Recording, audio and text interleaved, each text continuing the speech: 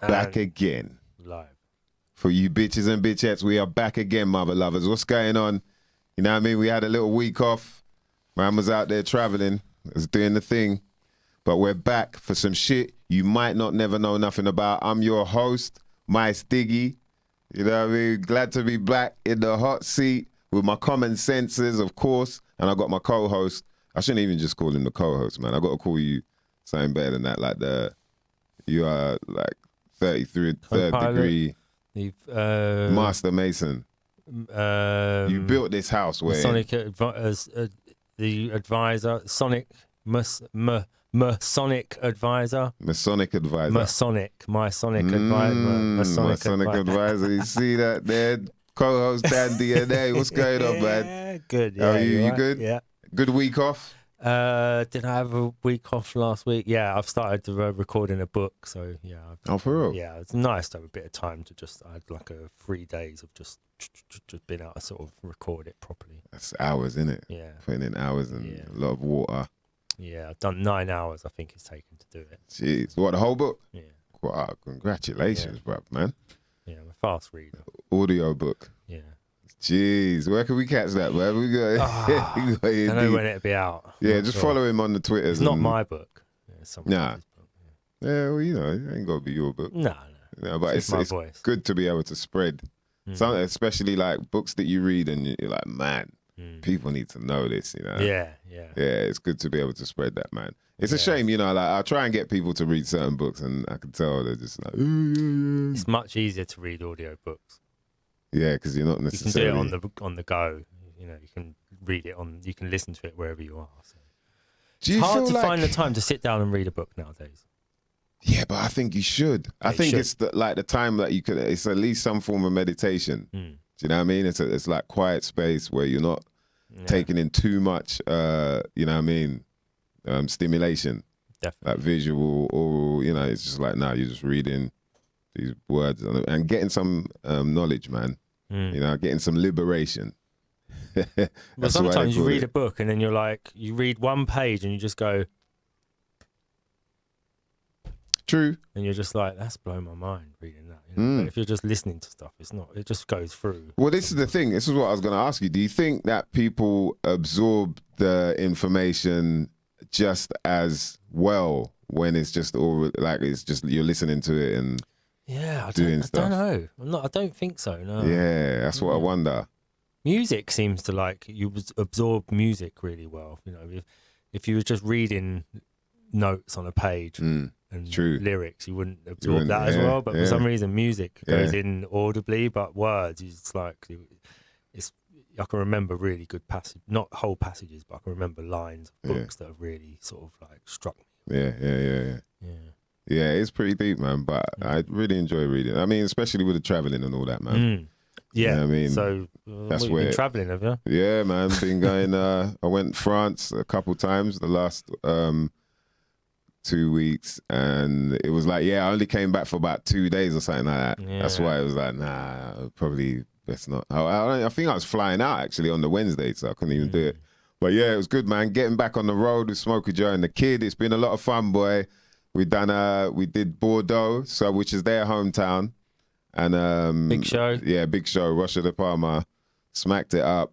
We got a new MC involved as well. Yoshi, the original, man, he's sick as well. One of them guys with that French, you know, he's got the twang with the French stuff and that, but the flows as well, you know, he's like very like intricate with it.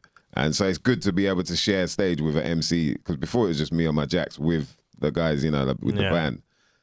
So now, man, so the shows have been going off.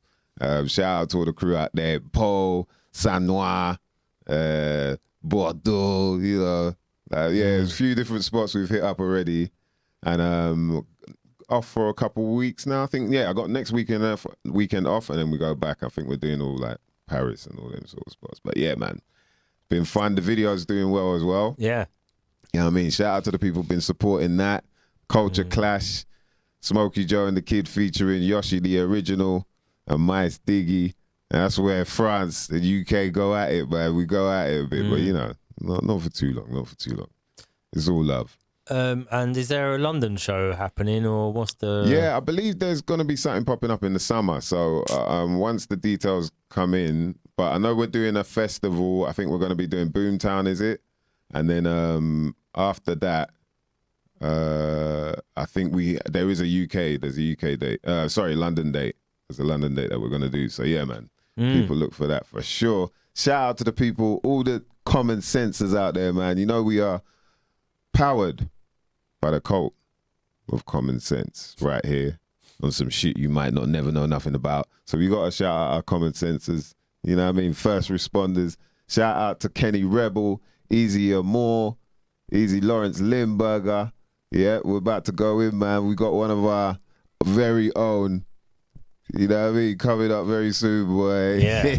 We're going to get into some, it's going to be interesting, man, because obviously, you know, we've mentioned it over a couple of the last shows. And I think rightfully so, because, you know, when you're looking at the numbers, man, it's like, right, it's ridiculous. Like every day there's comments on this show. Yeah. And I'm like, right, I didn't realize it was this much of a thing. Do you know what I mean? And especially like the passion people have for it on either side. You know what I mean? Whether you're a glober or a flat earther, it's like there's some real passion in this community. Because it seems to be a community of, you know, they all obviously know each other. We'll get the inside scoop on all of that. So yeah, man, I'm looking forward to that, man. Let's give a shout out first of all to the CMOS boss. Do you know what I mean? Always got to big them up because they look after us here on the show. I got my CMOS here. You know, people think it's coffee, but yeah, bro, this is my blend. You know what I mean? I make a little gel now. Bam, what a little gel, yeah, pot full of gel. I put the CMOS and some dose. You know what I mean? So I've got all my B vitamins going on, and a whole bunch of like iron and magnesium and potassium and, you know what I mean? It's shit you might not never know nothing about. But listen, man, the CMOS boss has got the quality vegetables straight from Ireland. What makes the products different is that the CMOS and C-Veg is 100% wild crafted, not farmed on ropes like most others on the market. You know what I mean? Hanging onto a rope like, yeah, bruv, no, I'm good, you know, how are you, man? And it's like, nah, these men got to fight. They got to fight. They're hanging onto rocks. Do you know what I mean? Getting their nutrients from that shit. Yo, tide comes in, they're hanging on, they're clinging onto a rock. So, you know, that's like power, bruv. That's, you know what I mean? You got inner strength. None of these rope, man, them man hanging on the ropes, they ain't got nothing on you for this. You know what I mean? You're like natural EPO. It's like natural steroids, natural testosterone. Them man there, they all pump with all kinds of bullshit, man. That's what the rope does, man. So they're weak without it. They're weak without the rope. So listen, the products are certified by the Irish Organic Association and harvested from the rocks, like I said, which allows the veg ample time to sit in pools of cold seawater, which are replenished by the tides, giving it time to absorb the essential minerals that provide for the veg and in return for our bodies. Irish moss, widely used to sustain lives of thousands of Irish people during times of famine. And I find that really interesting because we're always told that they survived on potatoes. And when you really think about it with a logical mind, who the fuck can survive just on potatoes, just on carbs, which turn into sugar? Really? I mean, there's a bit of vitamin C on the skin and other bits, but come on, man, just spuds, just potatoes. Right. Yeah. You know what I mean? They hid that from us. So there's some shit you might not never know nothing about. The people in Ireland actually survived off of these sea vegetables. That could be a secret they're trying to keep hidden from us. It is. They're using the potato famine thing as like a cover for the fact they all let CMOS. So yeah, man, and because the shit thrives in like harsh conditions. Do you know what I mean? Yeah. So like the Irish. Yeah, exactly. So get your sea vegetables, man. There's a whole bunch of selection. You can get dose, like I said, dose bites, spirulina, bladderwrack. Obviously, the wild crafted Irish moss. Yeah, you call this Irish moss, not sea moss, because sea moss comes from anywhere, but Irish moss, only from Ireland. You could get the real sea spice, which I think is really good, man. It's a whole mixture. Do you know what I mean? It can be a substitute to salt. You can get real sea spaghetti, and man, and wakame as well. That's a new addition, wakame, man. And like I said, just do Do your Googles, man. Do your DuckDuckGos, whatever. Do some research on it and you'll see how powerful these sea vegetables are, man. And you can get them at a decent price from the cmossboss.co.uk, mother lovers. And guess what? That's not the only thing. You can also get yourself 20% off. 20% off any order if you type in about 20. How hard is that? About 20 and get yourself 20% off any of the CMOS Boss orders that you make, mother lovers. You're supporting them. You're supporting us. Yep. Letting them know that we're all connected up.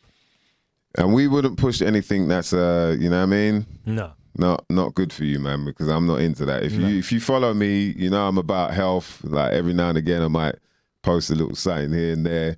You know what I mean? But because I always feel like people aren't interested in that. But you know, I think, boy, health it's got to be the most important thing, man. Because you ain't gonna be able to do shit unless you're healthy. You know what I mean? If you want to enjoy life, you better enjoy some decent food and being hydrated as well. Shout to Ken F. Shout to POK in the building. Shout to Mount Jarvis.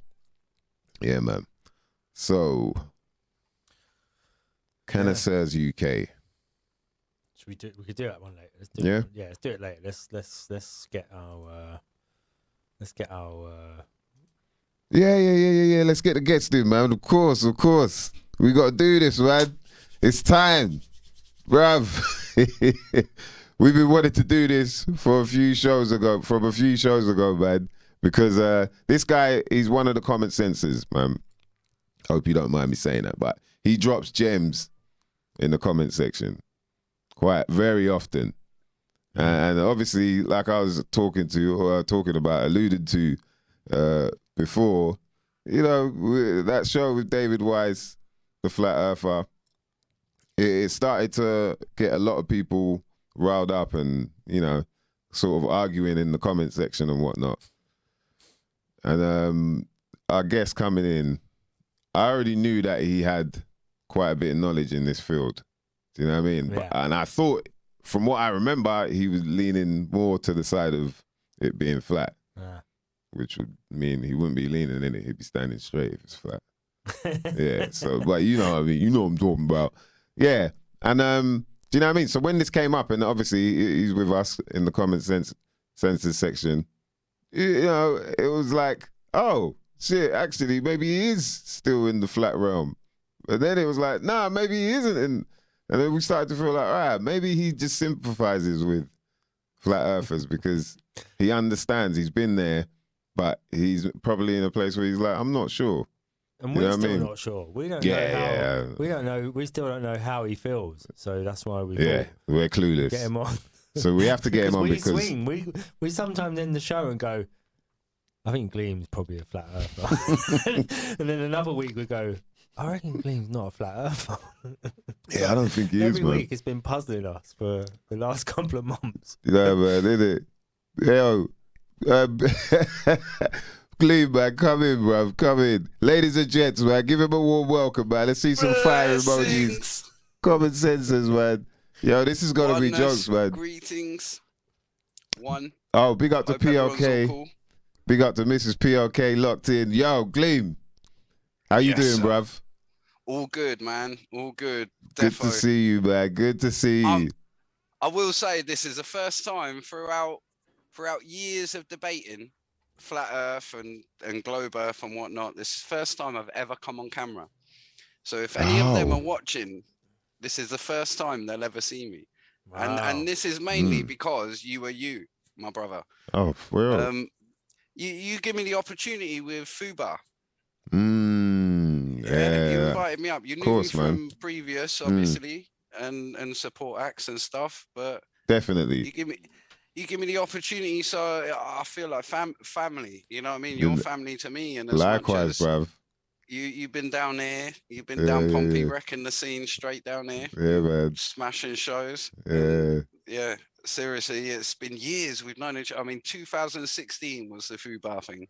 Yeah, and but I promised I'd come back with a reggae thing on a reggae side of things I was just about to release my reggae album then, which we'll promote later. Yeah. We'll get into that for sure, but either way, yeah. So for the audience sake, you'll see me lurking around in the comments, some dirty stinking hippie. Oh no, I think in some cases I come across arrogant, but you know how you read text and it's sort of like it comes across as if I know something that everybody else don't, but that's not how I intend it. How I intend it is more nobody knows, not even me. I'm stupid.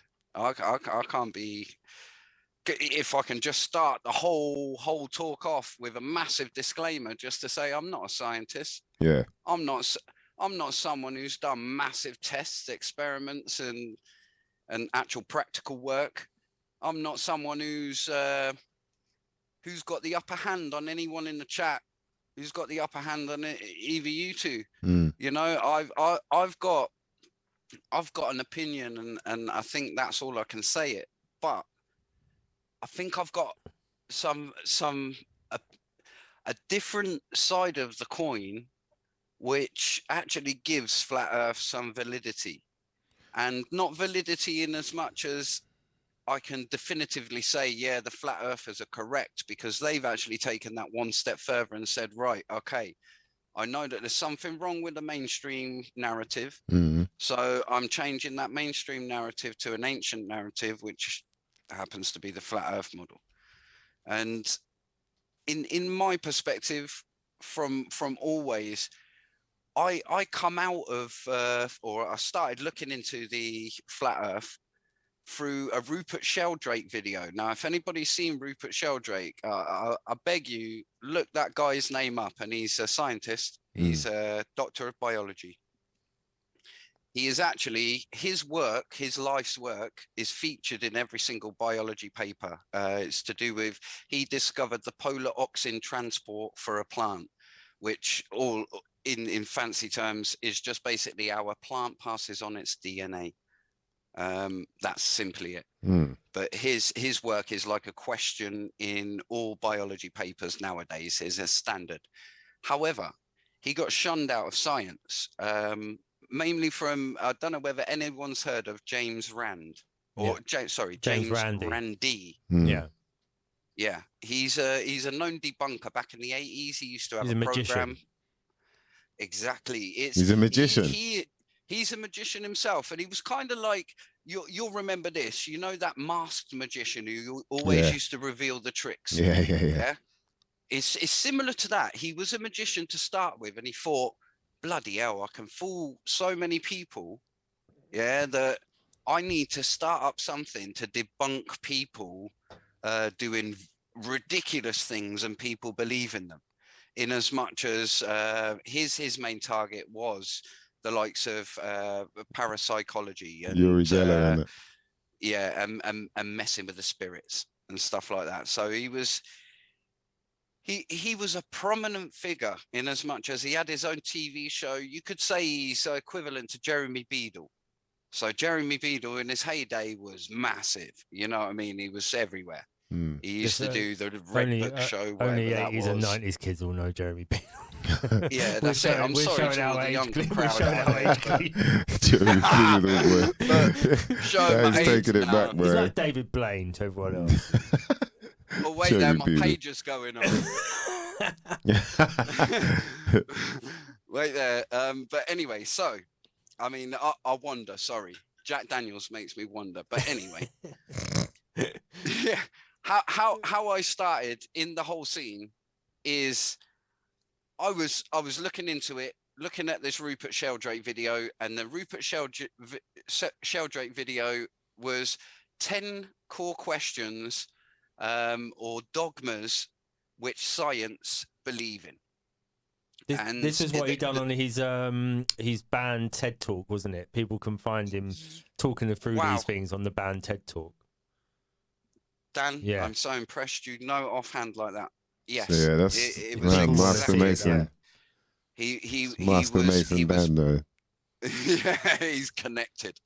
But exactly what Dan said. He done a TED Talk and he said, I've just wrote a book where I'm challenging science using its own rules. Okay, and one of the core ones was, is the speed of light, or sorry, has the speed of light always been a constant?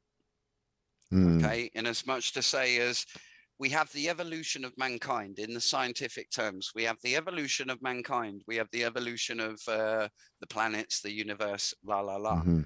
Why wouldn't there be an evolution of the constants, the gravity constant, as also the speed of light constant? And when you actually delve deeper into that topic, you come across one of the leading guys in the whole of science, and he's very unknown to a lot of people, but his name's Paul Dirac. And I need to say that he is one of my favorite scientists, in as much as his personal life versus his scientific knowledge and what he actually done for science is far greater than what Albert Einstein could even imagine himself to accomplish. You know, and Einstein himself would admit this. And if you've ever seen, there's a famous photo with all of the most top boys in science, Schrödinger, you've got Lorentz, you've got Einstein right in the middle, and right on their shoulders is Paul Dirac. Now, Paul Dirac is the godfather of quantum electrodynamics. He was the guy that kicked off the quantum movement, and his equations actually married up relativity with quantum mechanics and allowed a certain progression, basically the switchover point just before Feynman had created his diagrams, and we switched over the standard model from a classical point of view to a quantum point of view. So he was the main instigator of that, albeit obviously there were previous scientists in the same thing, but his equations, there's, from what I've read, and again, this is my opinion, but from what I've read, he was the man. He was the top boy, and God knows how he come up with the equations, but he made the most simplest, beautiful equations that described and married up quantum mechanics with relativity. But either way, so getting back to Rupert Sheldrake, he'd done the video about the speed of light. That led me onto the flat Earth. I then joined this group called the Flat Earth versus Globe Earth discussion group on Facebook. Had about 10,000 people already joined up to it. Now, if anybody knows the Flat Earth group and Flat Earth debate, there is a popular guy called Nathan Thompson. Nathan Thompson then turned that group into 120,000, I think it was, later on. However, got into major and real hard, stressful, crazy, stupid antics, in as much as outside of an infant school, as they would class it in there, God knows what grade it is, but outside an infant school, shouting at kids in the playground, the earth is flat, your teachers are lying to you, and throwing flyers at them. Come get these flyers, kids. And they're all sort of like 8, 9, you know what I mean? And to me, I'm from a natural child protection background, from a youth worker background, and that is a big no-no. That is what you call a arrestable offence, of which he got arrested for and charged for harassing minors. And yeah, it's a bit mad, isn't it? Yeah, exactly. There are many things, and I'm sure we'll touch on a few going through this, but you can't mention them all because there are so many. There's all right, so too much corruption, but essentially that tripped me into this flat Earth versus globe Earth debate. Now, back in them days, it just used to be text on Facebook, in a Facebook group. Someone would start a topic, is gravity real? And everyone would jump on it, question it, and so on.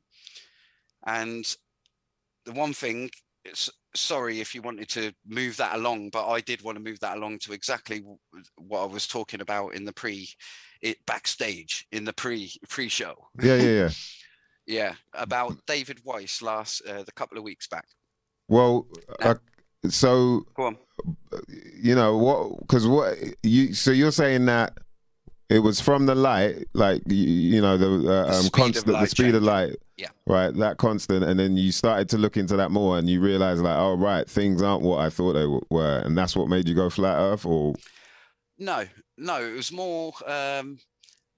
Not that I was questioning science, but I like that conspiracy. I like the conspiracy. I'm conspiracy minded. I've got to say that. Yeah. I am fully behind the fact that the 9/11 is conspiratorial. And there's something to it. And again, who am I? I'm no one who knows nothing over in England who's making a judgment based on what the news are feeding me versus on what the YouTubers are feeding me. So, do you only go YouTube for your info? Would you say? No, not at all. I'm a heavy watcher of mainstream media, and it's not mainly for that story. It's more to see the narrative, to see what they're pushing. Okay. And I'm not saying whatever they say you've got to believe the opposite, but it is tending to believe that, in as much as there's always something behind it. If you know what I mean, it's something big's made of something, and then 2 weeks later we find out it wasn't that much anyway. They've just made loads of money selling papers. That's basically selling it, my alopecia cream. It's exactly that. One thing I see on the back end of that, I do think it was a real slap, because that's all that in Will Smith's mind. Let's chat about that later, man. I don't even want to, because I know what you mean, but yeah, sorry. True. Yeah. All right, so then you were saying from then got into these debates, yeah? Yeah, these group debates in basically challenging and asking globe earthers, people representing globe Earth. You were challenging them? Yeah, from a flat earther's point of view. I mean, that was one of my core aspects. How do we know that the speed of light hasn't changed? And that was one of my core arguments. And not a lot of people even knew that is even an option on the table. Or even if you suggested it, it was ridiculous in them days. It wasn't really that common. I'd say back in them days, it was obviously 9/11 had happened and whatnot, but the flat Earth wasn't nowhere near as big as it is today, and in its boom a couple of years back. Yeah, it's back in them days it was very scarce. You had 1 or 2 videos on YouTube, but in the same way, new videos were coming up, so YouTube was pushing it. This was long before any of the algorithm got hold of it and started blocking it and pushing it down.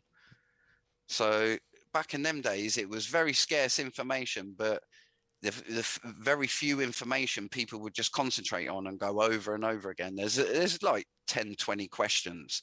It's nothing like Eric DeBay's 100 proofs or anything like that. But there are many memes, let's say, made in favor and not in favor of the flat Earth that were discussed on those forums. And I would certainly 100%, and I would 100% say, I don't blame anyone for seeing me for the first time and saying, yeah, that guy's a flat earther. Because if you were to see that and weren't to know my history, or weren't to know or have even seen a debate, you would automatically assume, yeah, you're a flat earther. But I'm not. I'm what I call a Mac earther. Okay. Wait, okay. So back then, all right, so let me take people back now.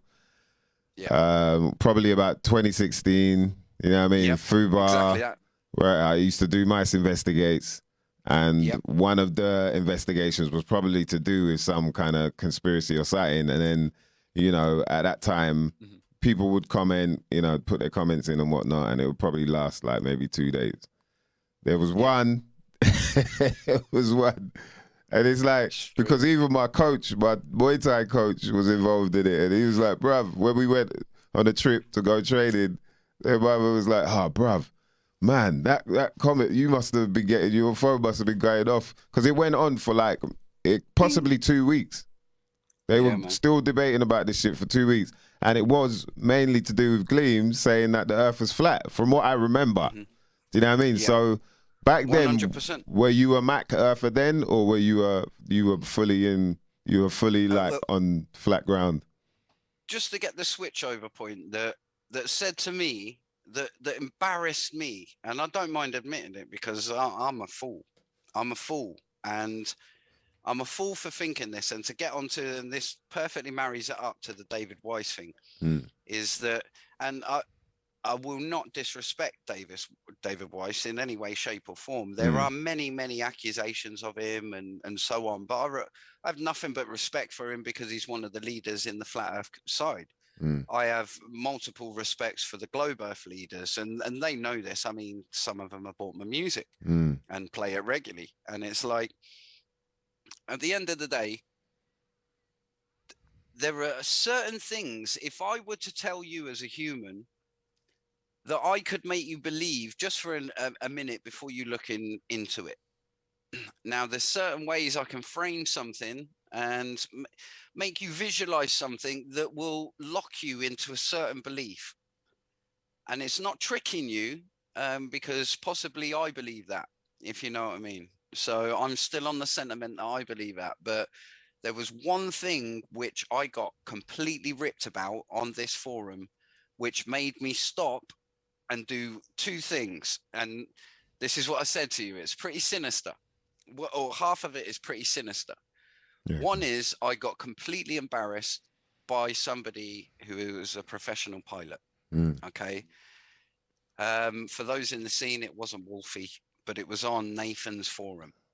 And the question was, if you can remember, David brought up the point that if you're on an airplane, they bend their nose. Let's pretend this pair of scissors is an airplane. They bend their nose, tilt their nose slightly up by about 3 degrees. Everybody normally does a 45 degree, but it's 3 degrees from there. And it's not because I'm drunk. It's probably about that. About that. Seriously, from there. Are you drunk? To there. No, get the police and they can come round and test my system. And they will only get herbs. No, I'm joking. Anyway, so getting back to the point. So they get the ball, and excuse the Chelsea, it's my son. He supports Chelsea. Either way, Kenneth in the chat. I don't know if anyone knows, but me and Kenneth grew up together. Kenneth in the chat. Your old man, Chelsea. There we go. Either way. Plane points his nose up. The flat Earth argument is, why doesn't it fly off into space? Yeah. Seems perfectly logical, because if you're flying over a flat surface with your nose pointed up, you can just surf it, let's say. Oh, what? Well, this is the thing. Wouldn't it go up as well? Why would it not still go up on a flat Earth? Cruising. And this is the trick. This is the trick. You already know the secret magician thing. Come on, let me explain it. So the trick is, it's not a trick. It's not a trick. I will say people believe this, and I'm not saying it's stupid. I'm saying that I now believe that I was a fool for believing that this is the case. And you got globe Earth, and this is the flat Earthers argument, because it's pointed up, and you're just carrying on. It's going to keep on going up into space eventually. Yeah, because the Earth is dropping away from you. Now, a common globe Earthers argument before even this logical thing, a lot of globe Earthers answer this by saying, no, gravity pulls it equally and it will just keep on going round. Exactly like that. However, this pilot that embarrassed me on this forum literally switched me over to, right, I'm not going to become a flat earther just yet. And I'll get onto the sinister bit, but I've got to let you know what he said. Good. He said, Gleem, you're a fool. The reason why that plane is up there in the first place is because it had to, obviously, with the wings and the airlift equation and whatnot, it got up there in the first place. However, the main core reason it's there is because of these thrusters in the back. Now, if you cut the thrusters, what happens? And I obviously went back to him, you'd fall. You go back down to Earth. And he goes, exactly. So all I have to do is a scale thing. All I have to do is take my foot off the gas, and it turns out that all he has to do is slow down by about 5 miles an hour per X amount of miles. Yeah, and instead of going off into space, he'll just naturally keep on falling, as described with the old moon and the ISS constantly falling to Earth, but missing it. That's because they have forward trajectory enough to overcome the actual darting off into space. And obviously gravity, then you go on to gravity, and that's a whole new ball game. That's a good analogy. I like that. I like how you did that, boy. Okay, so that's the argument with that, is that basically the planes just take their foot off the gas and they will naturally drop to Earth. And then after that, and so that had you choked up in this battle, basically, if we were going to put it into a hip-hop analogy. I was done. And it was one of them realization points that I was having fun. I was having a bit of fun with it, in as much to say that a couple of people couldn't answer a couple of things. I heard one hilarious thing, which I've got to tell people. There's a few hilarious things that I've heard, but I heard from this Scottish girl. She said literally, and there are very few UK people involved back then, but this one Scottish girl said to me, "Don't be silly. Electricity wasn't around before man invented it." And what was the guy over in America with the kite? Oh, I forget his name. Jack's got his name, but either way, it's not Abraham Lincoln, it's the other guy. Oh, you on about what with the apple and all that? No, that's Newton, the American guy with a kite. He was the original guy who thought of the equations or electricity in the atmosphere because of lightning and stuff like that, and he wanted to analyze it. So he set a kite up. Is it Ben Franklin? Ah, yeah, that's it. Shout out to Mount Jarvis. Exactly yes, you're more. Wow. Yeah, exactly. Okay. That. So she literally said that electricity wasn't around before Franklin invented it. And it was like, really? Are people really this? And I hate to say thick, because it's not thick. It's just more reactionary, I think. Can I ask you something then? Go on. Why do they have like a flat? Pilots apparently they use like a flat Earth style map or something, form of navigation in it, or scale. I've got many citations here that if you need to see them, I can drop them, and you can drop them somewhere and whatnot. But I've got hundreds of citations, literally hundreds of citations of NASA themselves using the flat Earth model at satellite level with great success. Their actual words, I think, are flat Earth modeling is more desirable to the spherical modeling process. Now, that is their exact words. And, what the hell is that, man? What does that mean, man? Now, exactly that. That is one thing that you could look at that and you could say, fuck, yeah, what the hell is that? Why is NASA, these people that the flat earthers are saying are trying to hide the flat Earth, why are they actually saying, they literally prefer to use the flat Earth model over the spherical Earth model because it's much easier. Yeah. Now, when you look into it, and there's loads of military documents, air documents, David cited loads of these last time, but there are loads of like Air Force documents that put it this way, you got a route to and gain an understanding on each topic in order to get to the logic of how ridiculous some things can be. And you need to filter out all that crap. And the logic of this is that if I was to say to you, right, go away, before the end of the week, I need a flight path or a flight trajectory system in an aircraft where you need to be able to go forward, back, up, down, let's say, with these wings that do that and then can allow you to go up, down. You need to go all these axes, yeah? Now you've got a week to do it. Now, in order to do all the sums for that, Yeah, if you do it, and let's say they've got a test area of 2 miles. Yeah. Now the average is 8 inches per square mile. Now 16 inches across the whole thing, which is actually only 8 in the middle, but 8 inches, we'll even say maximum 16 inches in the middle as a curve. That's not going to matter to an aircraft right the way up there.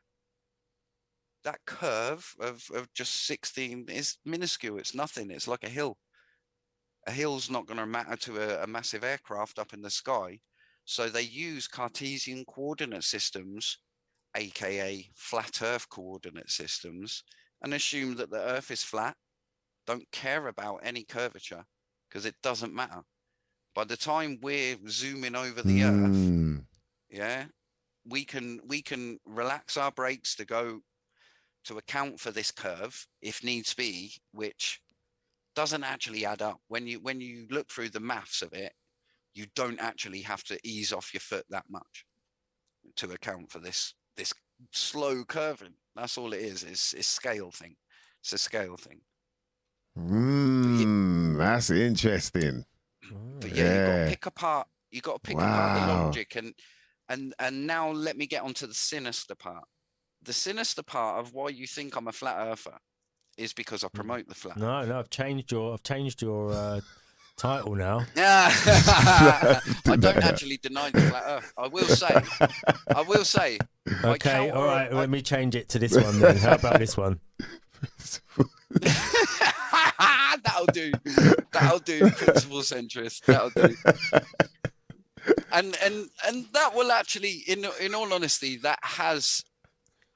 We were talking in the pre-show, and the family out there won't actually know this, but we were talking about Einstein and how he plagiarized a lot of stuff, where he got his stuff.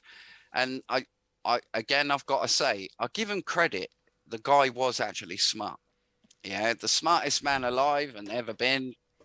Very questionable, but he was smart. The guy was smart. I mean, throughout his years of university, let's just say the guy was a patent clerk to start with, and throughout his years of university, he went to university because his missus was a physicist. His first wife was a physicist. Now the joke goes, he loved relativity so much that his second wife was his first cousin. Jesus. Facts, by the way. Facts. That is actual facts. Okay. Bloodline. Anyway, that's some bloodline shit, boy.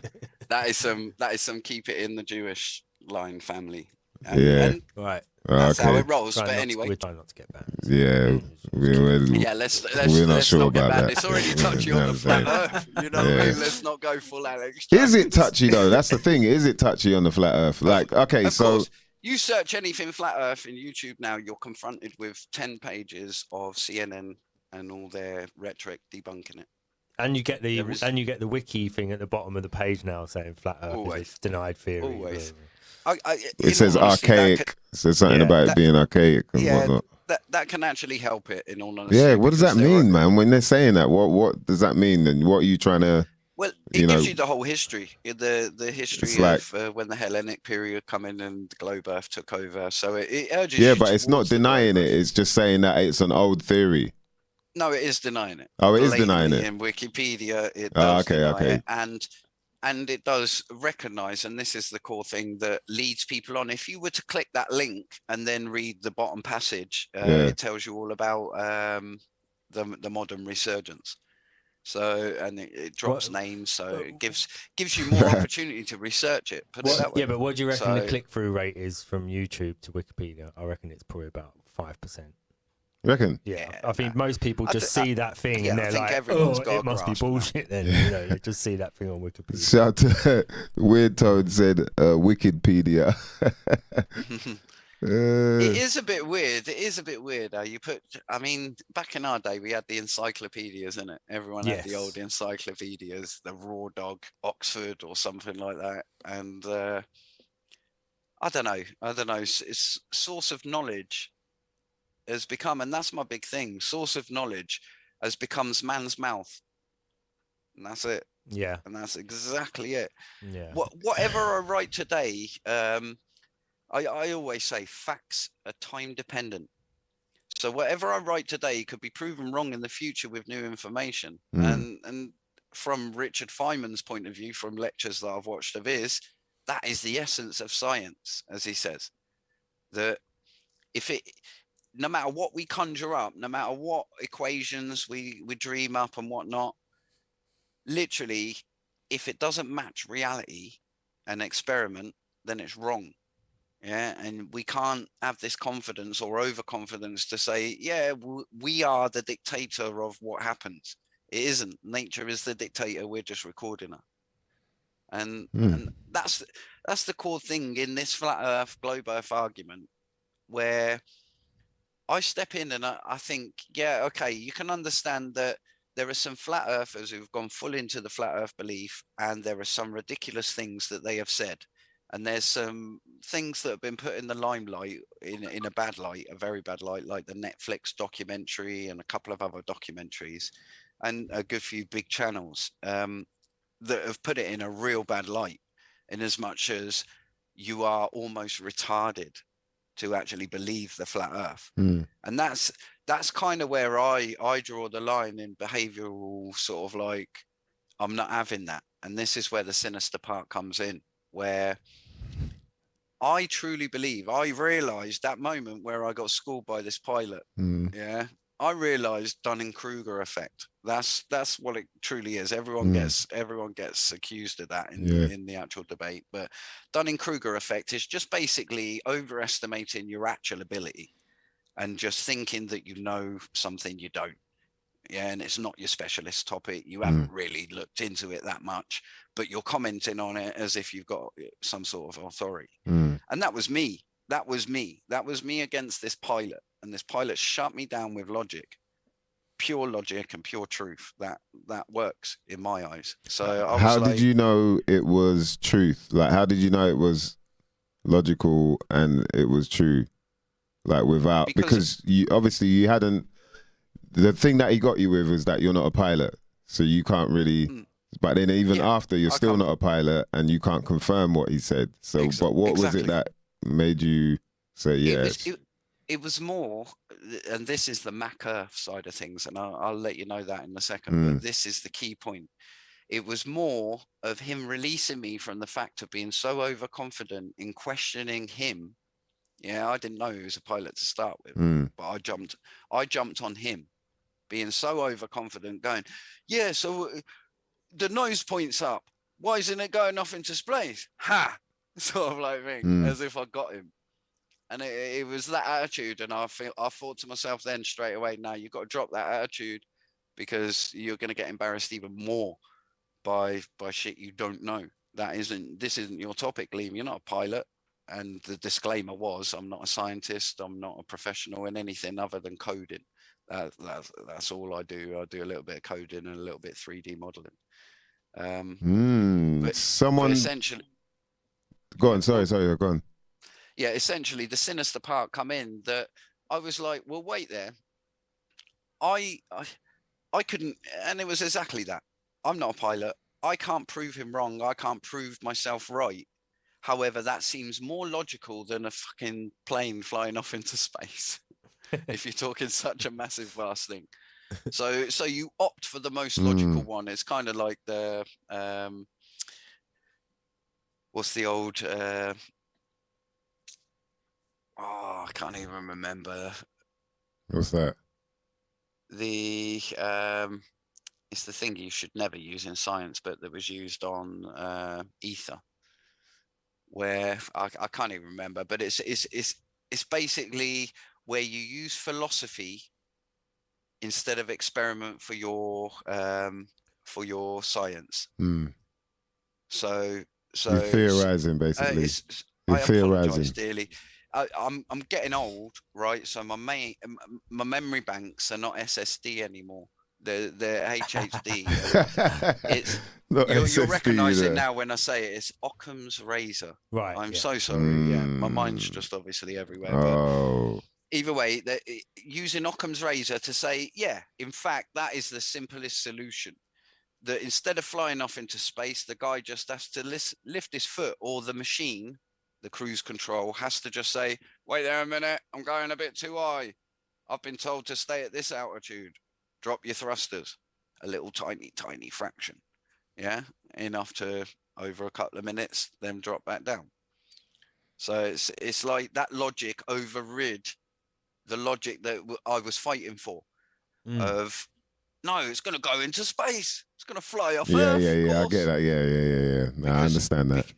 And this is, it's not the trick, but this is the thing that sold it to me. The scale. I've got a football and I've got a pair of scissors, and it was a similar thing used.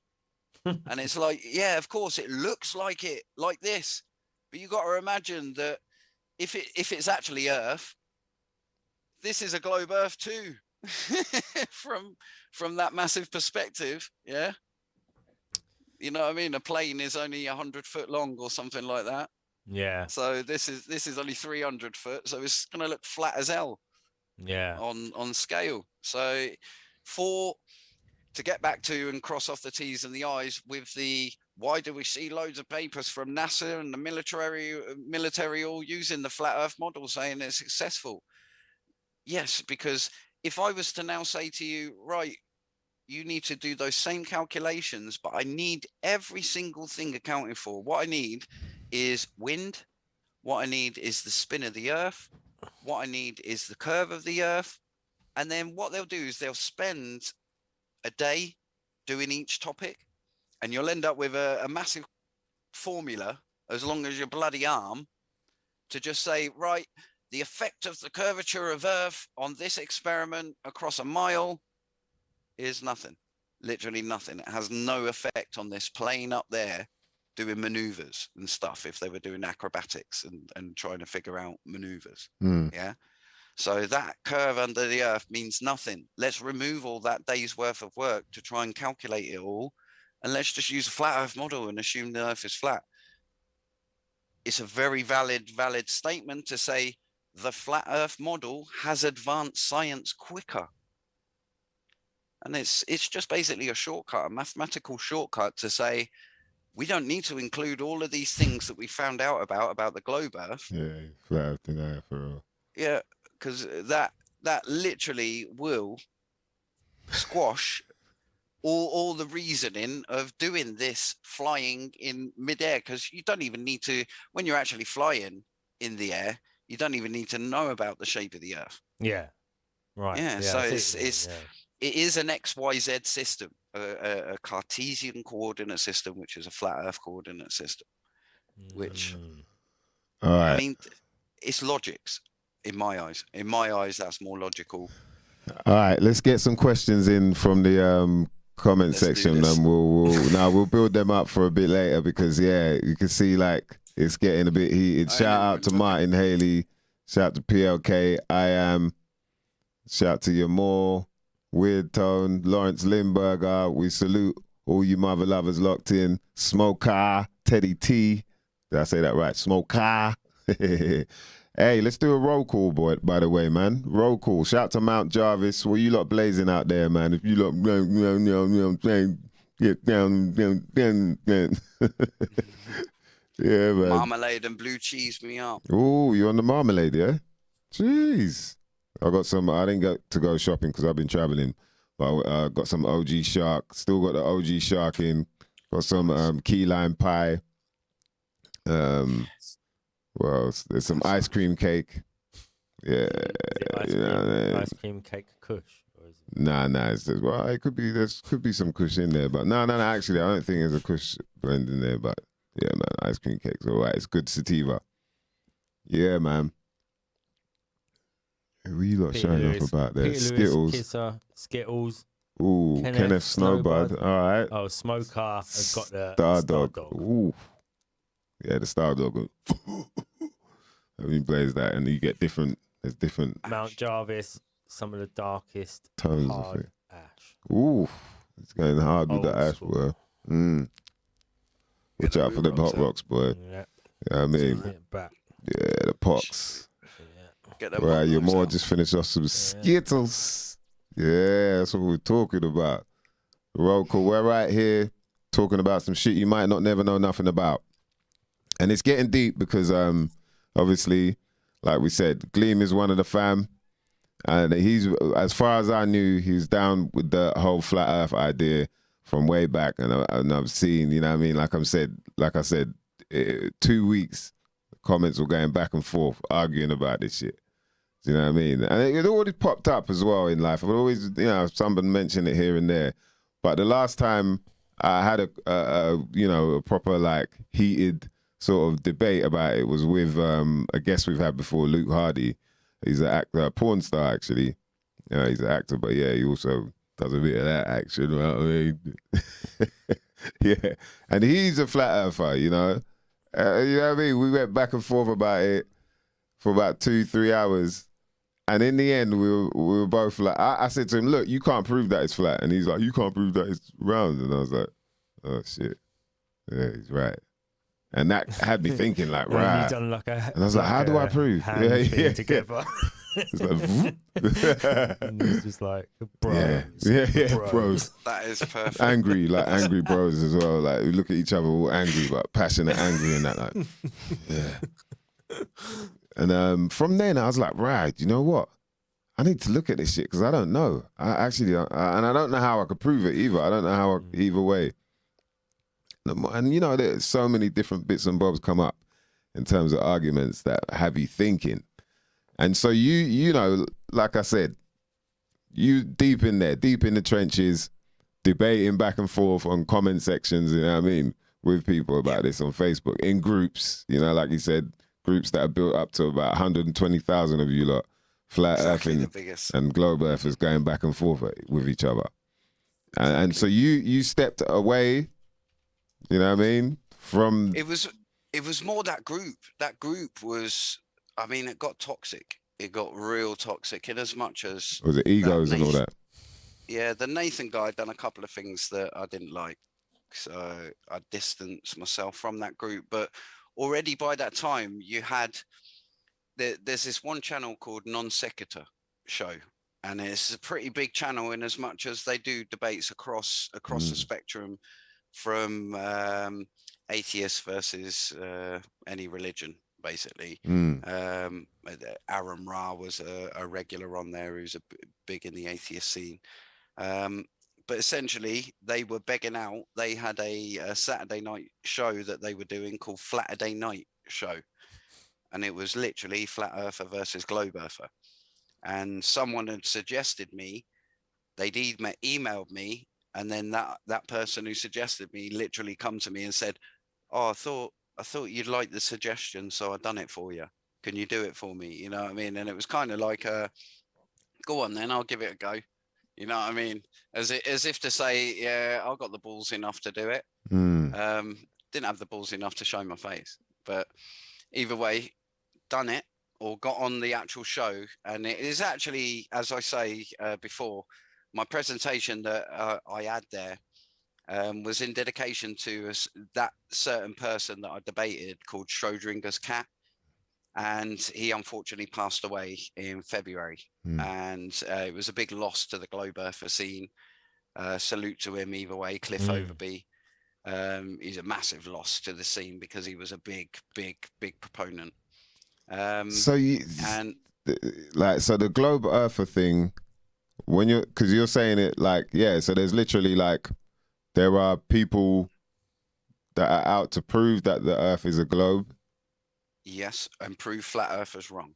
And is that their main objective, is just to prove flat earthers wrong? Because it is kind of, you know, you wouldn't think that there would be a bunch of people going, no, we're going to campaign to prove that it's, you know what I mean? It's kind of weird in a way, because then it gives the flat earth idea more credence, innit? It gives it more sort of... Not really. There are a lot of not parody channels. They're actual well-respected people, let's say, and educated people who have set up channels to combat flat earth-ism.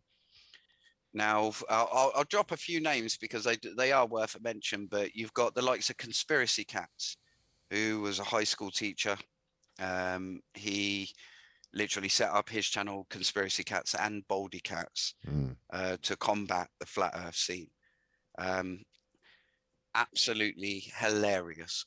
Okay, and I'll say that with anything that he touches, he just goes, he's a wacky one, and he's a bit childish with it, but he's I don't know, I think he was more aiming at his high school students because he was getting a lot of questions from them. Yeah, so he was like, right, I need to squash this. A lot of the kids are coming to me asking me this stupid stuff, so I need to explain it with actual science. And he did. He went through the actual science, went through the correct, so to say, GCSE level. In fact, he actually had a flat earther on his channel take a GCSE test with him, of which the flat earther passed. So either way, so you have conspiracy cats, baldy cats, very, very predominant on the scene. However, not one of the biggest. The biggest one is Simon Dan, if you've ever heard of him. And I know the likes of Professor Dave and stuff have done the odd video on Flat Earth, but Simon Dan's channel is set up to combat Flat Earth. And he owns a company which is an educational tutorial company. So he's in the education sector, put it that way. So he has a clue, and he's doing an astronomy degree or something like that. But these channels are more out of frustration. They thought, oh, there's so much flat earth stuff going on. This was well before the algorithm kicked in, obviously. So much flat earth stuff going on. We've got to do something about this. And you get across to this one guy who I've got to salute in the same way, called Professor Phil Bell. Professor Phil Bell, again, another predominant qualified person on the scene. He actually works for ISRO, the Indian Space Agency, and he launches the satellites with them. And he does a lot of videos in the same way, debunking all the perspective, debunking particular photos and what's known as the black swan. A lot of his stuff is very, very basic rhetoric, and a lot of their stuff is mockery. That's all it is. They've built their names off of mockery. And what they'll do is they'll literally show snippets of flat earthers saying something out of context and literally take the piss out of that for years and made their living off of it. Because, I mean, David Weiss mentioned a couple of names, and he was actually in your chat, but Bob Nodell. Bob Nodell is one of those 5 top boys of the flat earth scene. He's Globebusters, if you remember. Oh, yeah, Globebusters. Yeah, I saw that name. Now, Bob is in the Netflix documentary. He is the one that's saying 15 degrees per hour. Okay, now I've been on Bob's channel, and we've had an hour-long discussion on why he's actually valid in science terms to actually believe that that's not the spin of the Earth turning that 15 degrees per hour, that device 15 degrees per hour. If you've ever heard of an old scientist called George Sagnac, the Sagnac effect, he is basically the man behind ring laser gyro. They all use the Sagnac effect of where you send 2 beams of light and round a circuit, and whichever way it tilts, you can get a disproportionate measure in the speed of light one side versus the other side. Yeah, and if it's in motion, the same thing. Speed of light going this way should be different to the speed of light going the other way. They found this not to be the case. However, George Sagnac, who was well respected, believed this was due to the ether. Yeah, which we can get into a little bit later, but the ether is basically gravity. Yeah, due to gravity, we cannot measure any difference in the speed of light going one direction to the other when in motion. Okay, because there is this thing called length contraction and time dilation, which is part of Einstein's original relativity. So either way, the core of me being who I say I am, which is a Mac Earther, and that very first debate, I actually enter it not as Gleem, but Mac Earth, and then in brackets, AKA Gleem. Yeah. Now, Mac Earth comes from Ernst Mach, Have you ever heard the name of? You must have heard the Mach numbers: Mach 1, Mach 2, Mach 3. Oh yeah. Yeah. He is the guy that his system is built. Right. Okay. Ernst Mach was well respected by Einstein. Ernst Mach is the last of the traditional scientists, experimental scientists, should I say. Mach was the inventor of relativity, and he's the thing, that core concept, and I wouldn't say plagiarized at all, but Einstein took that core concept and in public facing actually accredited relativity, the whole principle of relativity, on Mach. So much so, he called it Mach's principle. And Mach's principle is, it doesn't matter if you are static, if you choose a frame of reference that's static on the Earth, and think of it as the Earth is not moving and everything else is spinning around you, that will come and equate to exactly the same maths as if you now go to the sun and everything is revolving around it, and that is stationary in its position in time. And that is the essence of relativity. No matter where you go, all the maths should marry up to all look the same to each observer. Okay. Yeah. So relativity is basically saying it doesn't matter what you consider moving and if you consider yourself stationary on an object. If everything else is moving, that's fine. But you can also go on to one of those objects that are moving and consider the Earth is moving and you're stationary on that object, and your math should all work out the same. It's still the same universe, still the same planets going around the same thing. Yeah. So all the maths must work out correct, and it must be relative. And that was Mach's first conjecture. That was he literally, his analogy was, you stand out in a field, you look up to the stars, and you open out your arms and you spin around in a big circle. He said, who is actually moving? You in a circle, or is the whole universe moving around a stationary you? And that was his kind of trigger that triggered Einstein into moving down the relativity route. Yeah. So Mach. Yeah. Now Mach. Getting deep, boy. Mach was a realist, and that's who I consider I am. There's a couple of things that we don't gel on and whatnot, but in essence, Mach disagreed with Einstein and the likes of Planck to say that the subatomic realm exists. So Mach was very much if I can't see it, I don't believe it. Yeah, if you can't show it me in an experiment, I don't give a shit about it. There's no point even talking to me about it. And he was old school. So he was kind of like the Nobel Prize winner top boy of his day back in the 1900s. And no one could test him, if you know what I mean. It was sort of like it took a lot to override him, similar to Newton. It took a lot for Einstein to override Newton. Yeah, it took him years. But Mach himself actually he flittered. He basically come round to the idea as soon as evidence started becoming available for the subatomic realm. But up until then, he was a purist scientist to say, if I can't feel it, if I can't touch it, if I can't experiment with it, don't talk to me about it. There's no point. That's for mathematicians. That's for theoretical world. I'm an experimental scientist. We deal with reality. We deal with shit you can touch, move, push, feel, force, and all that stuff. So in my world, Mach come from the point of view that nothing really can be proven in that fact, and everything is relative. So whatever opinion you'll have on something, I can have another opinion and it can be almost as valid. Yeah, even if some of our theories, like you have a theory and some of it does match more than mine. Now, practically, that means that your theory is correct.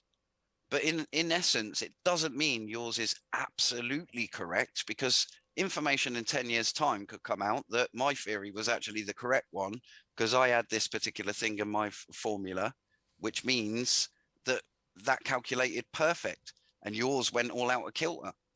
Yeah, so it's so you're saying nothing is certain, nothing is exact, nothing is exactly that. And when you delve into science, you'll understand. If you look up the likes of Ludwig Boltzmann, Boltzmann is a massive person in the thermodynamics, the law of thermodynamics. Not a lot of people know this, and not a lot of flat earthers know this. This is another thing that flat earthers kind of used, not knowing that back in the 1930s, just before all the quantum stuff come in, this was all changed. Everything was changed. We all know now that nothing is absolute. Nothing in science is absolute. No law of science, more importantly, is absolute. And it was Ludwig Boltzmann's change to the second law of thermodynamics, which states entropy must always increase. That was literally the statement. And there's a lot deeper to that. But in essence, it says that if you have a system of order that explodes, similar to the Big Bang, and it goes into a state of entropy, and that state of entropy is disorder from that order. And Ludwig Boltzmann's whole thing was, he had this thing called the universe in a box. And what happened is, he imagined the Big Bang to happen, all the bits of matter banged out, but because it was surrounded in a box, it hit the box and come back. And what he said, due to statistical mechanics, and that's the field of science that he then developed or then produced mainly. Statistical mechanics means that could be 1,500,000,000 years from now. But at some point, there will be a point where all of that matter will coagulate back into one lump sum. Yeah. The law of probability says that it cannot infinitely go on forever, bounce all different ways, all the different fragments bounce in all different ways, and never, ever then join back again. There's got to be a certain point where entropy reverses itself and becomes order again. Yeah. So put it this way, if you look into science in that particular topic of the second law of thermodynamics, the most amount of scientists have committed suicide because they've suggested this many a times, saying saying, please don't take the laws of physics. I shit you not, it's the most deadly science to be a professor or a high scholar in. And check me out. It is a recorded fact. It's one of the mysteries that it always gets recorded, that why is working on the second law of thermodynamics always drive you crazy and into suicide? Because there's been so many, about 6 or 7 years, but Ludwig Boltzmann was the most predominant. All right. So what's with the go on, sorry. Yeah, he commits suicide because everyone was saying, you can't say that. The laws of physics are the laws of physics. They always work. They'll always be the same. Yeah, and it turned out when quantum mechanics come into play, sorry, Newton's laws don't actually work down here. From what we're observing and physically seeing and calculating, it's not working. And that's also takes us back to the Sheldrake 10 questions, because those 10 questions are like presumptions that everyone makes about the laws of physics. Yeah, exactly. Yeah. And he's just saying that, like, they're not necessarily all fixed, and that, like, there is some leeway in some of these laws that people think are laws, because they can be broken occasionally. Like you said, the speed of light, you know. Yeah. It's changed. Variables. There was one point in time in the 50s or so when the speed of light changed all around the world, wasn't there? It sort of changed speed, and everyone recorded it, and so they said, what we're going to do is going to fix the speed of light at a certain speed. And that's exactly it. And everyone has to use that measurement. Yeah. All right. So how would you explain, what's the reason for the pictures, the NASA pictures of the Earth, as a globe or whatnot? We got 2 sets. There's 2 sets. There's 2 sets. There's 2 sets. What you have is you have satellite pictures or pictures from the ISS. Pictures from the ISS, photographs, that is physical land. That is similar to taking a photo exactly on Earth. However, when you work out the maths and see how far the ISS is away from Earth, you're only actually seeing, if you shone a torch, like your field of view would reveal how much you're seeing of Earth, it's about 3%. So if you were to get this ball, it would be a little bit bigger than this logo here. So you're the ISS right in the middle, and that's as far as you can see of Earth, 3% of it. So number one, any pictures of any curvature from the ISS, literally effects of the lens and effects of perspective. And I'll say that with confidence, in as much as you can take it as, yeah, that's the curve of Earth. But all lenses, I mean, you can see it in their cupola. They've got this, it's called the cupola, which you must have all seen it. It's the lookout post that they all look out upwards, and then you can see the Earth looking down on it. So they're upside down, looking down. Now that is fully admitted to be fisheye lens. They want that effect going on in that particular cupola because they want to see the maximum field of view that they can. So they fisheye it. That's the best way how to do it. So yes, you get fisheye, and then you analyze what cameras are on the outside of the ISS, and they're all fisheye GoPros. So either way, regardless, I will say 100% knowledge. I know that the cameras are all showing some sort of fisheye lens. Whether there is curvature underneath that, I don't know, because I haven't got a normal camera, And even you can say, obviously, they've got cameras up there, physical, massive, long cameras with massive, long telephoto zooms. And again, a similar thing, they're kind of accentuating the effect when they're zooming in on the horizon. And if you see the pictures, some of the pictures where they zoom in, it's completely flat. This is debunking the flat Earth to basically say, look, it looks flat, and it was perfectly flat. And then they show a zoomed out picture, and it's actually fully curved. What now, of you're saying of a video of globe of a picture of a NASA photo from the ISS? Yeah, looking at Earth, and it's fully curved, taking up 3/4 of the a full curve, going 3/4 of the page. So then you can also pull out ones where the actual solar panels are fully curved as well, and they're straight in real life. So it kind of goes against, well, put it this way, it doesn't go against a picture or video, photos. Oh, photo.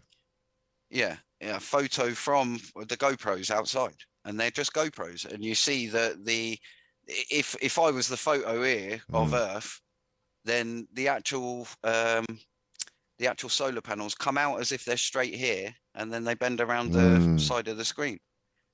And it's not to say that that's a conspiracy.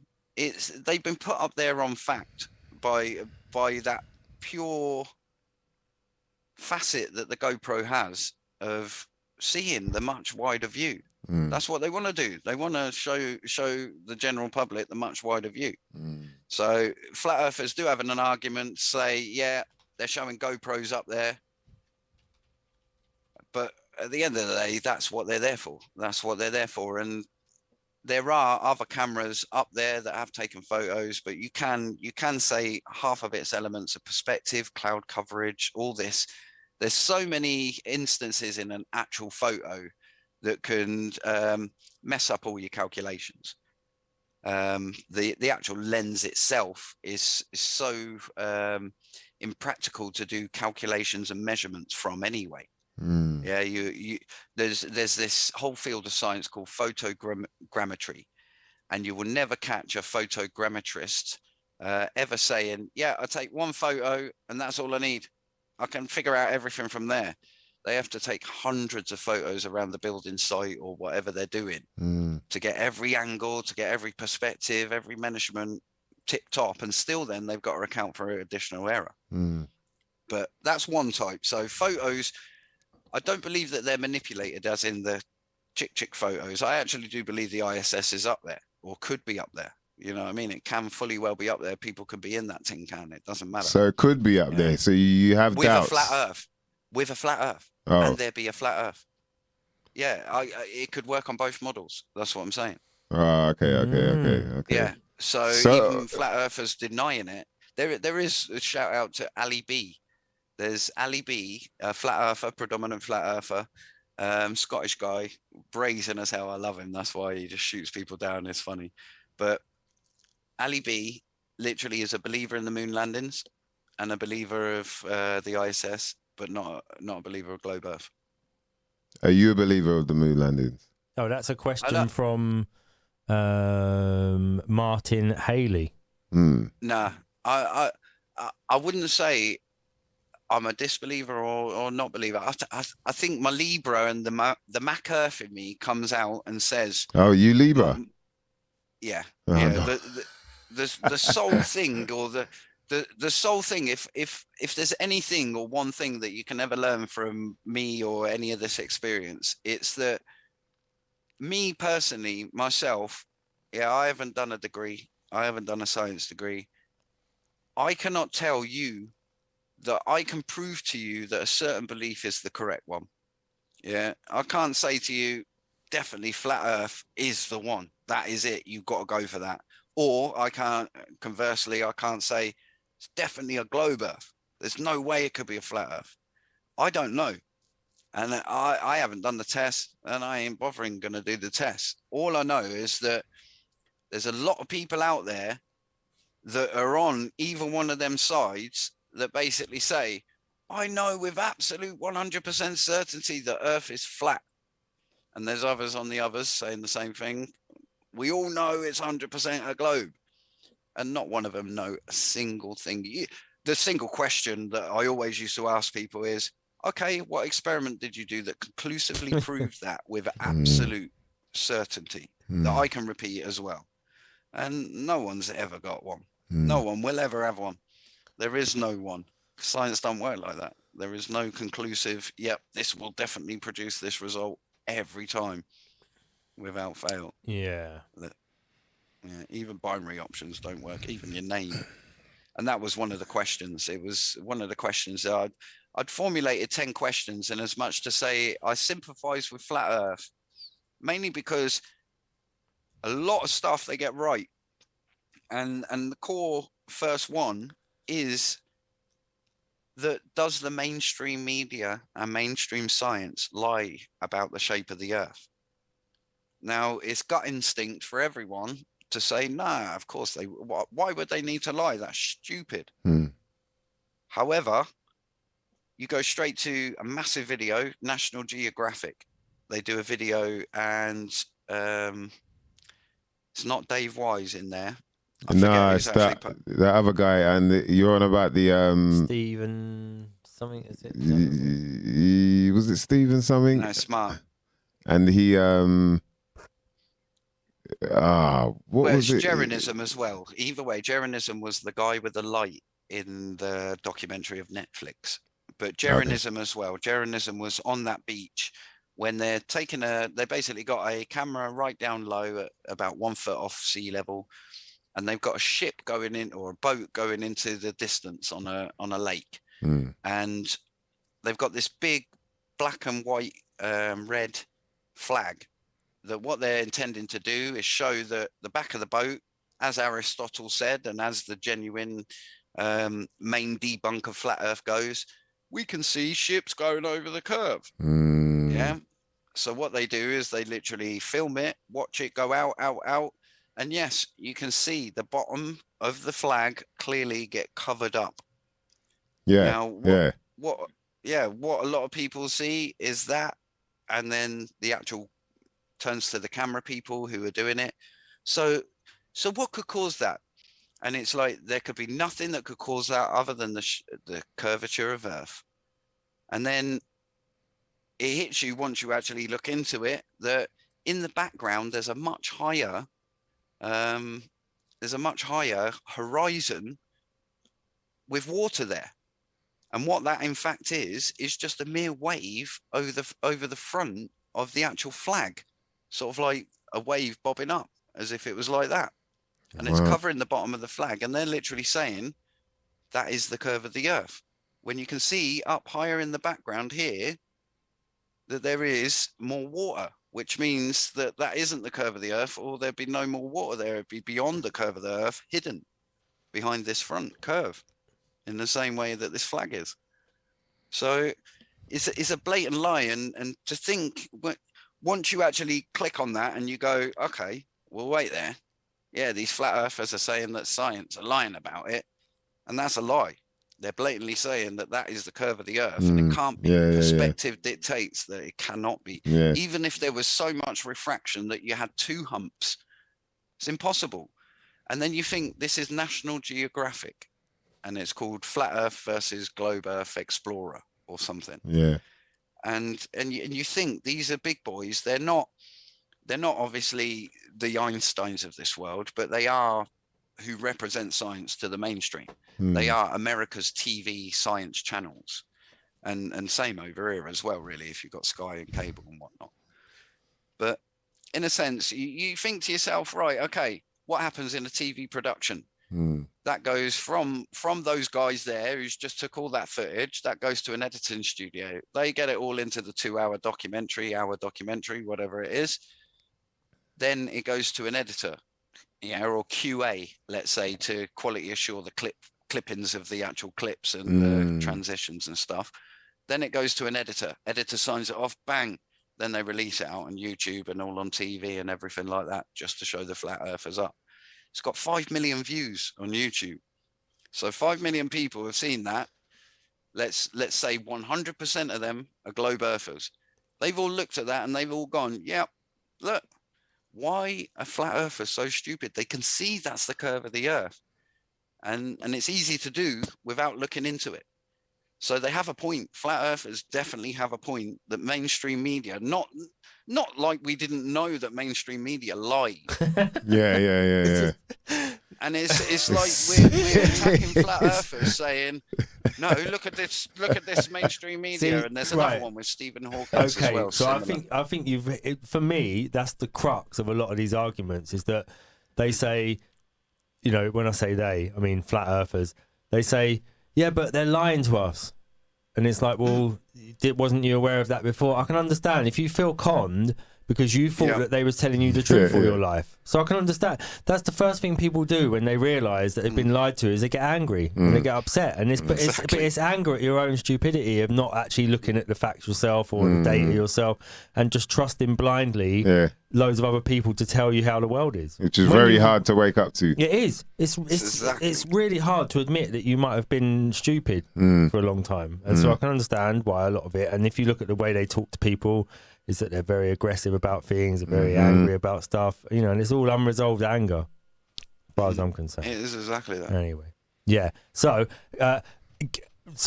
someone's asking about paying money to go and get a plane in the air, and whether people put money to. So, do you know anything about people putting money together to put a plane in the air to prove once and for all the Earth's flat or not? Let me cite a globe earther. Okay, it's a well-known thing. If you've been in the scene, you'd know this. Well-known globe earther, Greater Sapien, his name is. He put together a fundraiser for all his subs and whatnot. Got probably about 30,000 subs back in the day. They got $20,000 up. They paid for a flight to Antarctica. They paid for a flight. Yep. It was literally all of his subs, let's say, all put in a GoFundMe, 20 grand, booked the flight and some expensive camera equipment like a P900 and stuff, the flat earthers camera of choice. And so he booked it and he got stitched up. There was no flight. He's serious. So since then, he has actually been back out there.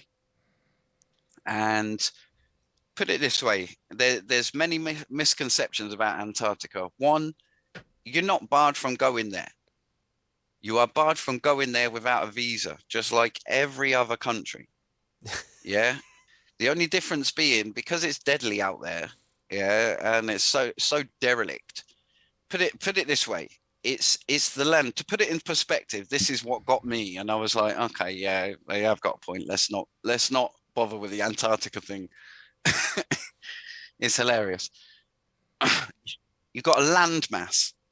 Antarctica, believe it or not, is a landmass the size of India at its smallest. Now, over 6 months, it grows to be the same size as either 1.5 times Europe or 1.5 times North America. Okay, so think about that size. That size. Now imagine you've got people, tourists, go in there randomly, go in there, and there is a maximum amount of people, especially at that time, on the whole of Antarctica, about 3,000 people.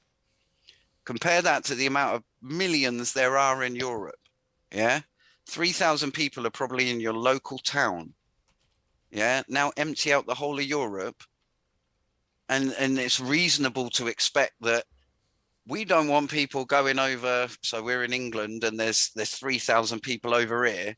We don't really want people going over to explore France and all those nether regions that are really deep and snowy that we haven't built bases on, that there's no flight paths to, there's no fire engines, there's no emergency services.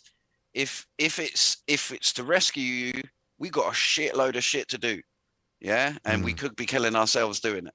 So it's reasonable to expect, yeah, you need some sort of additional awareness, and of which flat earthers are correct. You do need a special green card to go to Antarctica. Yeah.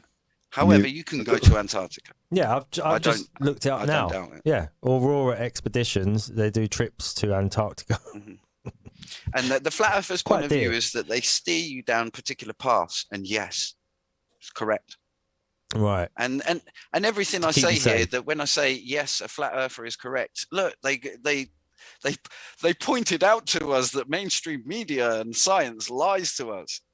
Yeah, I mean, it's outstanding, but obviously, I think it's more of it's a religion thing, atheist versus religion thing. We'll get to that a little bit later, but yeah, because that's the other thing, is that like people say, and again, I mean, when I say people, flat earthers, but if the Earth's flat, it proves that God exists, or so, you know. So there's this sort of thing that like it's given them some sense of life again, and a reason to live, and a sort of something to believe in, and something, you know. But I already have that, so I already, regardless of whether the Earth's flat or round, I already think nature's a fucking amazing, you know, thing anyway. Exactly. So it doesn't matter what shape it is. It wouldn't surprise me either way, because I think, yeah, well, nature's amazing. So, you know.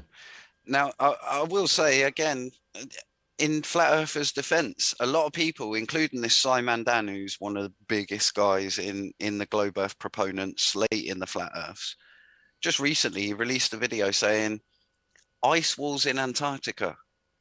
There is none. Now, if anyone's actually researched into this, I mean, you can just search ice wall Antarctica in Google and you'll come up with hundreds of photos.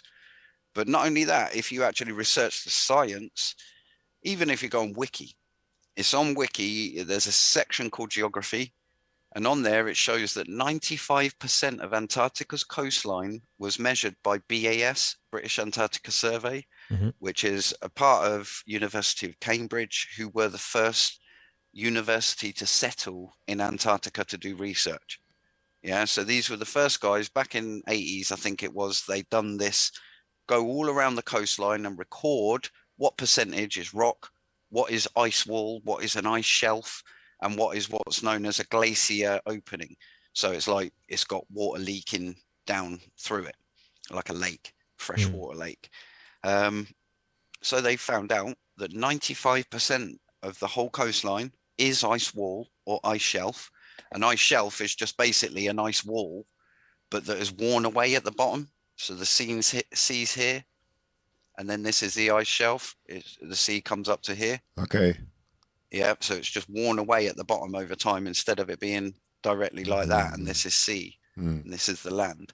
It's just worn away a bit. So it's still an ice wall, but it's an ice shelf because it's worn away underneath, and it's due to collapse like that. That's why they call it shelf. So in a sense, flat earthers are perfectly right. There is a massive ice wall going around the whole of Antarctica that is similar to the one out of Game of Thrones. I never watched an episode of it. Oh, wait. So when you're saying that, because that makes it sound like it's going around, you know what I mean? Like, and we're in the basin. But are you saying it's going round inside? Remember, Mac Earth, perspective is everything. And it's not eye perspective, it's your own internal perspective. If you're a flat earther, for you, no, it does go round. It goes round you, round in that circle. If you're a globe earther, it goes round the coast, that bit of a land. So it's just your belief. Your belief it's both round.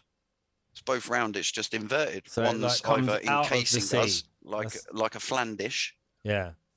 Yeah. So you're saying that for globe people, it juts up out of the sea and it's like a tall wall. So it would be on the top of the island, and it's a tall wall. Yeah. Whereas if you're a flat earther, you see it as like a flan dish around the outside of a flat. Yeah. So if this was Antarctica here, just that top bit, it would only raise up less than a millimeter from there.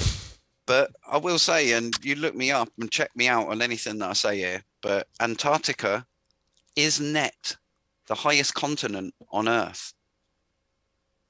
That may not mean nothing to you now, but when you understand that flat earthers do say that there's this massive wall that keeps us all in, that wall is actually the highest thing on Earth that keeps us all in, and that makes more logical sense than why would there be on a ball that's been equally spinning for billions of years that grows this land, Pangea, whatever it was, whatever hit it, whatever theory you want to select.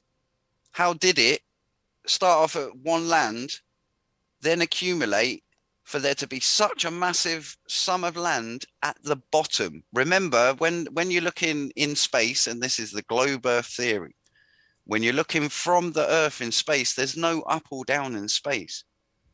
There should be no reason why there's such a massive difference between here. I mean, there's obviously a spin, so there's a difference between here and here, but essentially there's no up or down in space. So we can imagine it as the solar system upside down. Why is then this massive landmass of the size of India for 6 months of the year, the size of 1.5 Europes for the next 6 months? Why is that all there? But then when you analyze the north, there is zero landmass. It's all floating ice, no ice wall. There's probably ice caves on icebergs, massive icebergs, which look like land, but are not actually fixed to the floor. But there is no fixed land or landmass. There's zero landmass in the North Pole. There's quite a lot of other land mass around the North Pole, right? Whereas in the Southern Hemisphere, there's very little land around the South Pole. Of course. That is a good point, because 80% of the land is in the north. Yeah.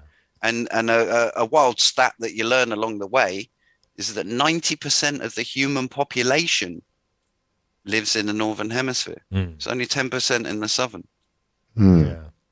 And that's mainly due to the landmass, because it's kind of like 60-40, 80-20 yeah. with the landmass distribution. Yeah.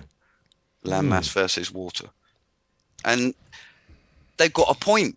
And that's what I'm saying. There's a huge fight against that to say, nah, there's not even this ice wall. It doesn't even exist. But you can look it up. The paper is done by J. Jury from Cambridge University, literally. And they put the figures on Wikipedia saying, I think it's 44% is ice wall and about 34% is ice shelf. And then the other is the glacier, and only 5% is rock. And that's been mainly where we've settled and we built our actual bases there. So it's exposed the rock. Right. Yeah. So either way, it's sort of like they've got a point, but people slate them. And this is the thing. I ask every globe earther, why do you feel the need to actually lie to help you promote the globe, when the globe alone should just stand on its own 2 feet. Well, this is that was my point, even about them even arguing against it, and there being a whole movement to argue against it. It makes it seem like, oh, okay, we've got to prove this wrong, we've got to debunk it, sort of thing. Yeah, and it gives it's it like, validity. Yeah, exactly. That's what I'm saying. It gives it validity, man. So it's kind of weird, it keeps it all up in the air. But okay, so how would you explain, like you mentioned the the PX90, the flat Earth, the P900, the P900, the Nikon P900. How would you explain that whole thing then, with the the boat looking like it's disappearing over the horizon, over the water, and then suddenly you can zoom back in and see it, and that doesn't equate to the curvature, the calculation of. Sure. Yeah. Yeah. P900, what you've got to understand is there's massive distortion on that. I've got that in the presentation, showing that there's distortion. Any telephoto lens, you will always get that. It's not fisheye-in, it's more barrel distortion, where you'll still get the curves around all the edges, a circular curve. The only true optical precise part of any photograph is directly the dot in the middle. That's the only geometric recorded correct part of any photo. Yeah, anything left, right, or whatever of that, it starts to get distorted, stretched, and whatnot as a facet of the lens, being a curved lens. There's no such thing. Even if people talk to you about a rectilinear lens, it's not a flat lens. It just reduces the actual that curve. Okay, the actual only flat lens in existence are actually nano lenses, which are going to enter on the market at a couple of million. They're top spec, they're proper flat, as in down at particle level style. Yeah. But the Nikon, all that does is it has a very, very big zoom on it. And it's similar to, say, here is a quiz to anyone or to yourselves, and let's see how you answer it. And you probably know the answer because you've read my bits. But if I was to say to you, flat earthers say things disappeared due to perspective, and P900s can bring it back together again. If I was to say to you that globe earthers counter that by saying, no, you get to a certain point and it goes over the physical globe. Yeah, it goes behind a physical globe. There's you can pull a telescope out and it still wouldn't bring that back over. And that is fact. That actually happened. Yeah. Now, so many other circumstances happen in here. You've got refraction, which sinking is a completely known phenomena where a boat could be on the horizon, but sinking allows refraction to make it look like it's behind. So there's a known phenomena already available there that could be happening, that you could be recording. But essentially, it is just the power of resolvability. Okay, so what the P900 has is a 400 times zoom. It's 398 or whatever it is actually, but they put 400 on the thing because it's as if it is. And it is literally that. All I can say is zoom is, if you imagine your screen of what you're all looking at this on now, the zoom is just increasing the amount of pixels if you were to crop a segment of the screen. So if I'm really good and I can match it up here, no, I'm not really good. I'm going the opposite. Can we?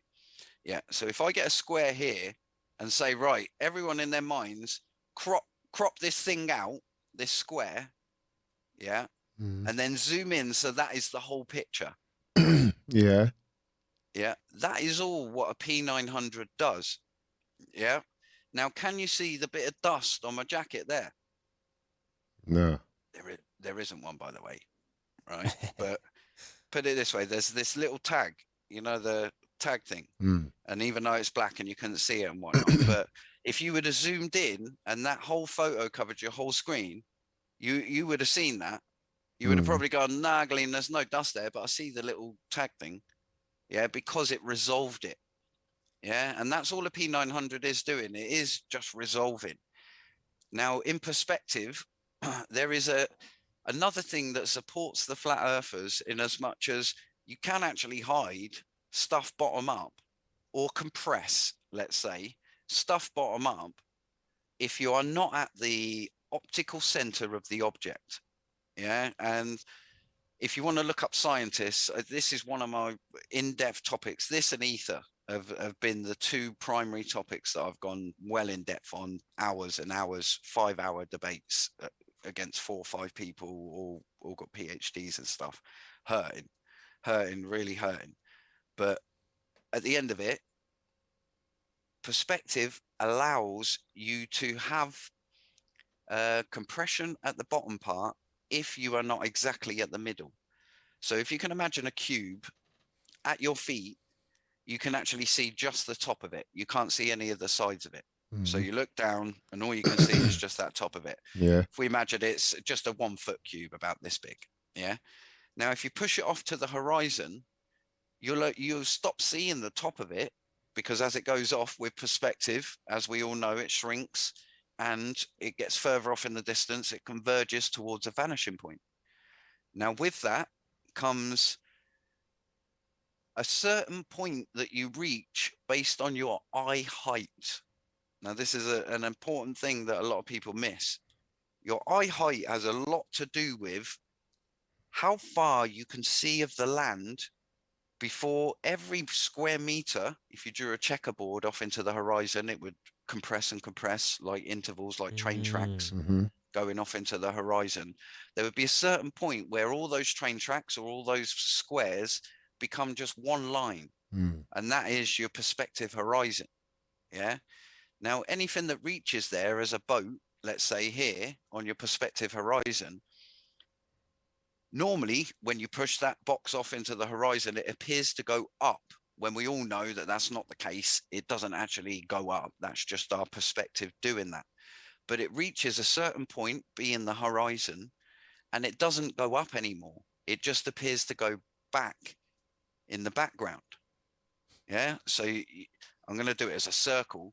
But if I had 2 circles on your horizon that were equal size, not Masonic signs, by the way.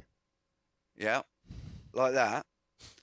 And then on your horizon. Yeah, you're throwing up all kind of gang signs. And then obviously everyone understands that if I put, let's say they're a meter in diameter, if I put one behind the other, one will cover the other, because we're just seeing in 2D at that point. When it's up at your horizon, you're only seeing the side of the object, meaning it only looks like a 2D square or circle. Yeah. So you put one behind the other, you can cover it. Yeah. Now, what you do is this behind one, obviously, will carry on going back like the ship is, and will continue to shrink like my finger was. Yeah. Now, if let's say you've got the horizon here with a slight little bit of a wave going over it, that 1 foot wave, let's say, could be 0.1 degree. Now, the ship may be 10 foot, 20 foot in the air, but at some point in perspective, because it's going, instead of going up now, it's just going back as if it's in a tunnel. Yeah, because perspective makes it shrink still, then that means that at some point that ship is going to start hiding behind these little foreground waves. Exactly the same as I was explaining in the National Geographic thing with the flag. The foreground waves in your perspective, based on your height, will, and you just say, Gleem, I'll just go higher. Yes, you go higher. And then your geometry pushes your horizon out. So you see farther. But then there's still a 1 foot wave on your horizon. And then you put a boat directly behind that 1 foot wave. We all know through perspective, that 1 foot wave will cover only 1 foot of that boat. Yeah, but because the boat is now moving, considered as a flat plane going into the background, it's still getting smaller, but it's hidden behind this 1 foot of wave. So it will appear as if it's going down beyond the curve of the earth. And that is just a natural facet of perspective that you can't argue against, in as much as again, it's one of those things. That's logic. Yeah. Wait. Hold on a minute. So you're saying that Because what I was asking was, how comes you can still zoom in then once it goes behind that wave? Yeah. So that's resolvability, and that was explained in when you zoom into that little patch. So a normal photograph is your whole screen. Yeah. A P900 takes a very tiny 2 degrees of the middle of the screen here. Yeah. And what it does is you're in 1080p now. Everyone's in 1080p, let's say. So that means there's X amount of dots per inch. Yeah, and that would normally be around 30, sorry, it would be up to 300 at high def. Yeah, so 300 dots per inch. Now, all the P900 does is zoom into that one little section like a magnifying glass would, make that the whole picture, and make the granularity of the pixels more. So there then is 300 dots per inch in that photo. Yeah. So if you zoomed out again to the zoomed out photo, let's say the mathematics of it, you've got a 1 meter cube. Based on the mathematics, you shouldn't be able to see that anyway, because it's disappeared from the mathematics of the lens, saying, I cannot resolve that because I'm zoomed out so much. Yeah.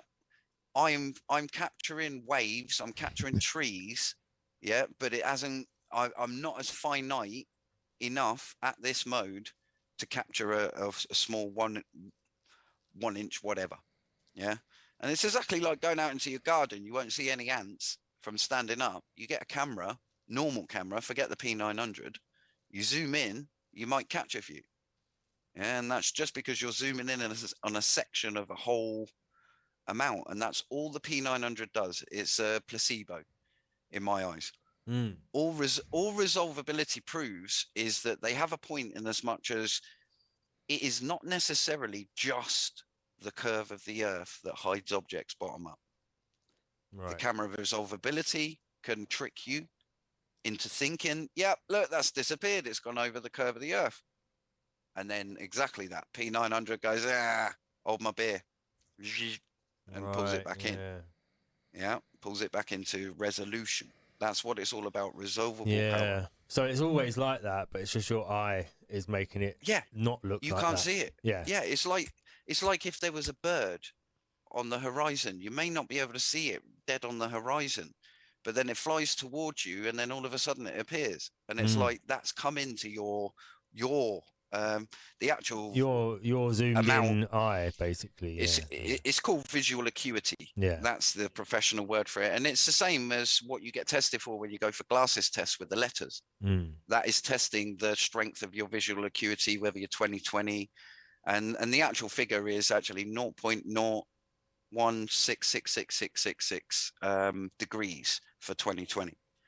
So it can be less for that for any, but that's the maximum that we can resolve in our human eye. Yeah. So I cannot resolve, obviously, any depth of any camera by zooming in, because my eyes simply don't have that function of getting the center of my lens and then going, right, I only want to let in light to that very center of my pupil. It's actually the only thing I think that is a bit of a flaw about humans, is that we don't have a zoomable eye. It's like there's not really many things in. I don't think there's anything in nature that's got a zoomable eye, but it's like quite a good. I beg to differ, though. If you do get drunk, sure, like sometimes hawks and that. Sometimes that flaw. Yeah, well, I think sometimes things like LSD or mushrooms can make the eye zoom in to really small things, but we don't have like. I'm not that I'd want to be replaced with a zoomable eye, but I'm just if nature's got any plans for the future, it would be zoomable eye. But essentially, there was the question of, if I now say to you, with that visual acuity knowledge, you know that if someone walks away from you, you got this hypothetical thought experiment. You got 2 6-foot people, they're back to back in a Western. Yeah, every 50 paces, they turn back and they look at each other. Yeah, to see how far they are and whether they can still see each other. Take another 50, And I always ask this question to both globe earthers and flat earthers. And I say, what mechanism do you think will make one disappear from the other's vision? Just human eye, not a camera. Would it be the curve of the earth would cover them up? Or would it be the actual limitation of your eye? And what is your guesses, if you haven't already sneak peeked? Well, I'm guessing that they would each go for which one favoured their belief system, innit? So the flat earther's going to say it's your eye, and then the globe is going to be like it's the curve. On a globe, it's the eye. So in globe earth science, it's the eye. If you run I think it's height divided by the tangent of that angle, yeah, and you do the angular size of a 6-foot person, which is 1.8288 meters, you do that angular size, and it actually makes the human disappear about 3.9 miles.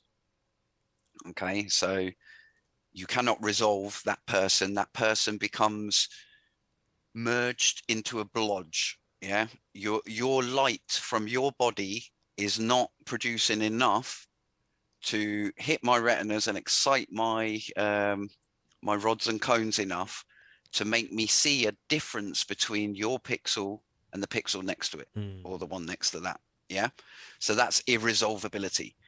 Now, if you work out how long it would take for the curve of the earth to cover him up, you're talking 6.5 miles, nearly double that, yeah, or that and a half.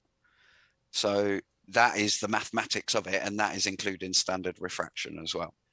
So it is always the human acuity of the eye will always let you down before you'll even see anything go over the horizon with the eye, which then leads you back to question the original sentiment that what's the primary proof that Earth isn't flat?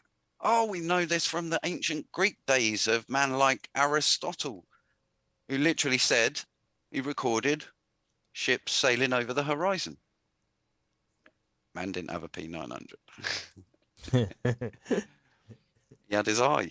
And I don't even think telescopes were even a thing then. He may have had an eyepiece, a very, very, very primitive piece of glass, maybe.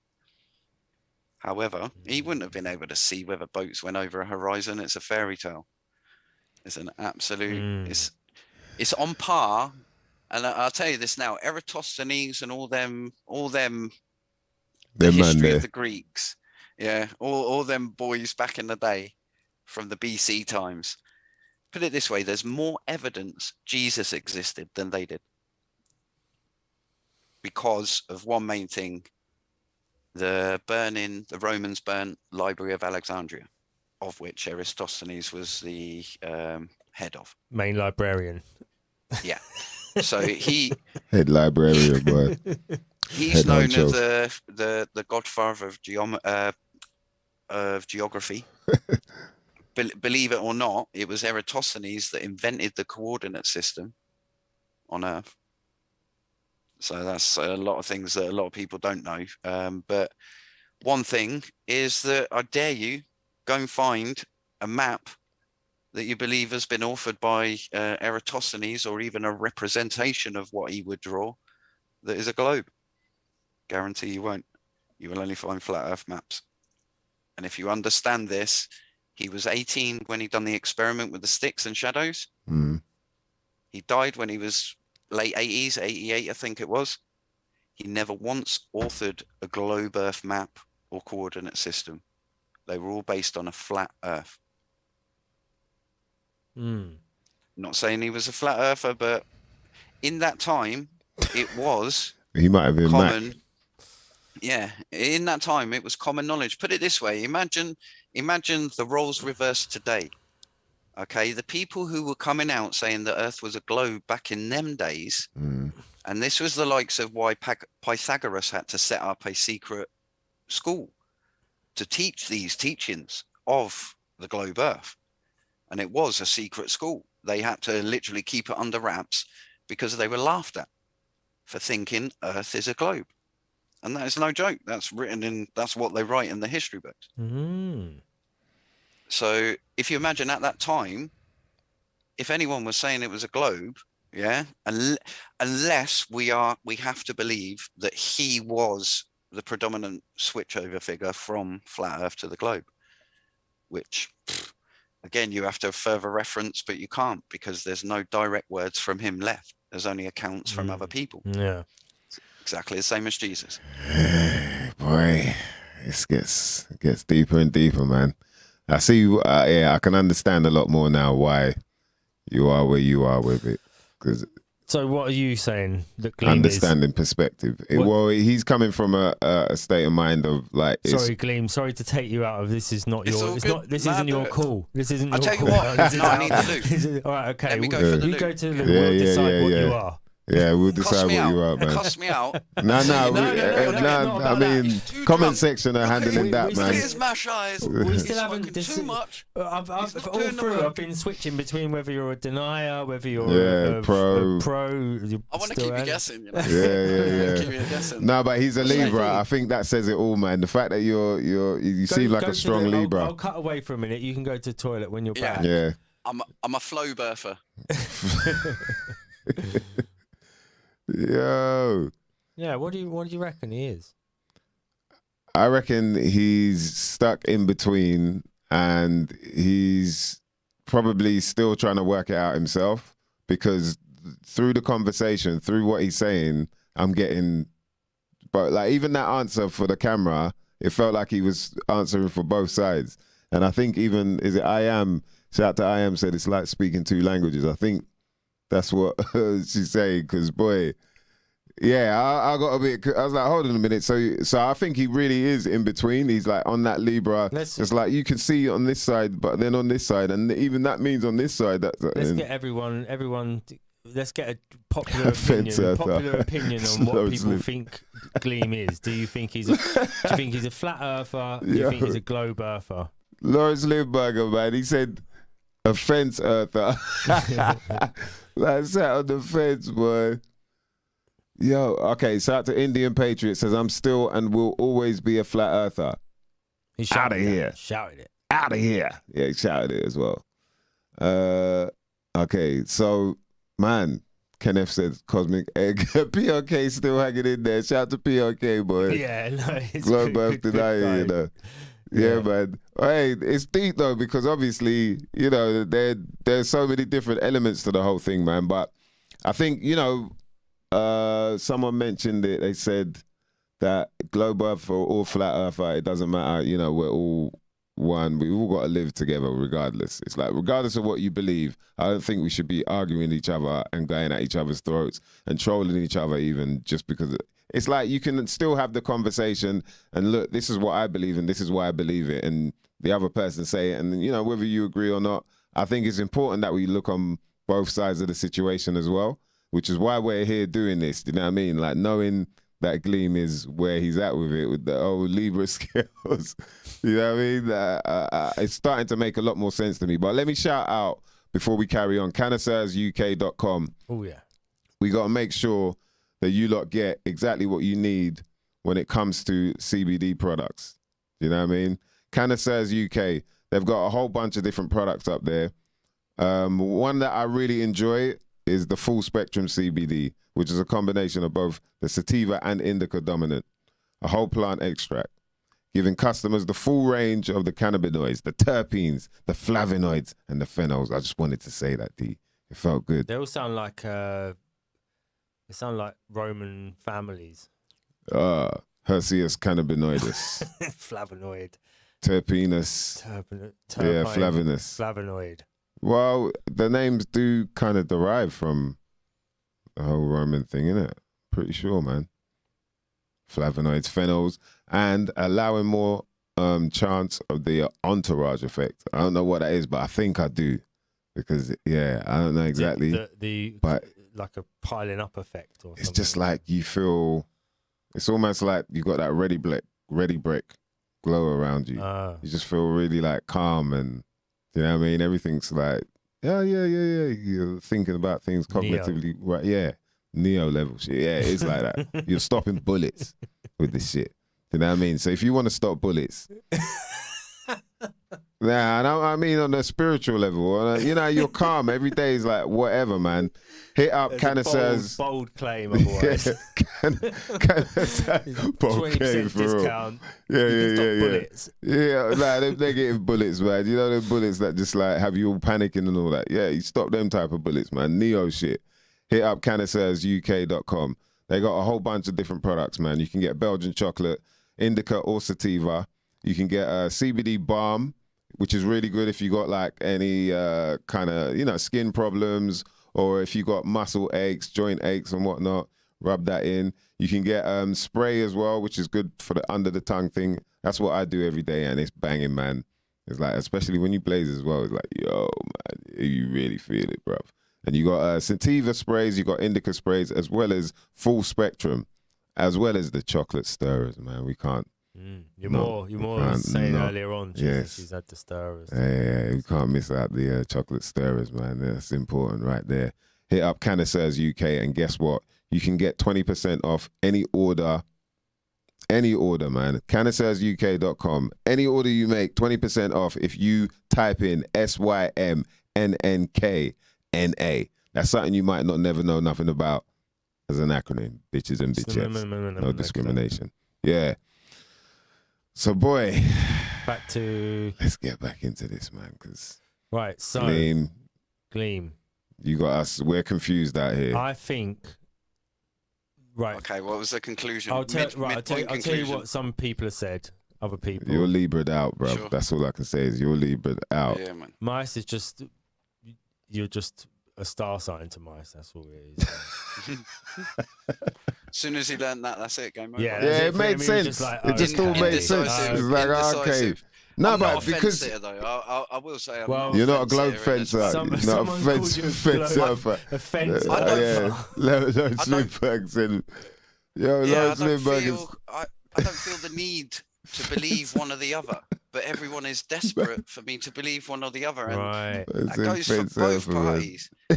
PLK thinks you're a globe earth denier. Yeah. Is regardless, no matter what your perspective, some people will just pick up on something that you say that they agree with, and then all of a sudden they're your best friend and you're a flat earther and they're a flat earther, and then next moment put it this way, people do see a lot of me putting out flat earth stuff and slating globe earthers, but they don't look up half the amount of videos that I've got on hit pieces of flat earthers calling me a shill, calling me a globe earther. And I'm literally in the comments going, I don't mind whether you call me a globe earther, mate. It doesn't matter. It can be a globe. And that's what I've got to say about all of this. No matter if the media are lying, no matter if perspective does hide the bottom of ships, no matter if all that Pythagoras and Eratosthenes is a load of bull, it can still be a globe. There's nothing to say on top of that it can't be a globe. That can still happen on a globe. So you're saying then that it's a possibility that it could be. You're not saying that you know for a fact that it's a globe, because you're saying it could be. No. I'm saying the phenomena that people attribute to such things like proving the Earth. Yeah, so it comes down to that whole point. I can prove something. We know the Earth is a globe because, and it's them statements that are my trigger points, that they're like, no, you don't. Shut up. It's refraction could get in the way. Put it this way, there's a massive argument between what's known as the black swan, which is a photograph which was taken over in Santa Monica over in the States, West Coast. And they've taken a picture, and it's on 1 foot height off the ground, and you can literally see the sea 15 miles away when you should only be able to see it 1 mile away. And that's where the curve should be blocking everything off. But you can see 15 miles. Now, again, there is refraction. You can tell there's refraction involved. Things go a bit misty. It's not as much as the globe earthers pretend, because on one of these oil rigs, they've got an actual burner. And if anyone's seen any oil getting burnt anywhere, you'll see that there's like a wavy effect of all the objects behind it. And a lot of the globe earthers jumped on that and said, look, you've got loads of refraction. It's so super refraction that that is a globe, but it's just refracted upwards 15, so you can see 15 miles. Now, I was told 100% that should be my turning point to be a flat earther. I should now become a flat earther. And I was like, I am not deciding my belief system, my total belief system, after what I've seen, especially on just one photo. You can piss off. Something that I can't even go over and verify. I could do. I've got people over that side, but I'm not bothering with all of that just to verify that he can get that. And he has actually gone back since and got different results where it shows more curvature, which again, actually, once you run the maths, can be explained with perspective, ironically. Now, the reason why I say this is all of this happened on one channel who's a massive predominant flat earther who converted to be a globe earther. What? So he must have started off as a globe earther, though. We all start off globe originally, earthers, yeah. So then he was one of predominant flat earth guys called Ranty. If anyone's heard of him, called Ranty. He used to regularly appear on the Nathan Oakley show. I've heard that name. Eddie Bravo shouted out. On Rogan and whatnot. But yeah, he. I mean, I've been on there, and it's a bit of an echo chamber, but there is no other place that is exactly not an echo chamber. So it's just the same as the globe earth sides. They've got echo chambers, same way.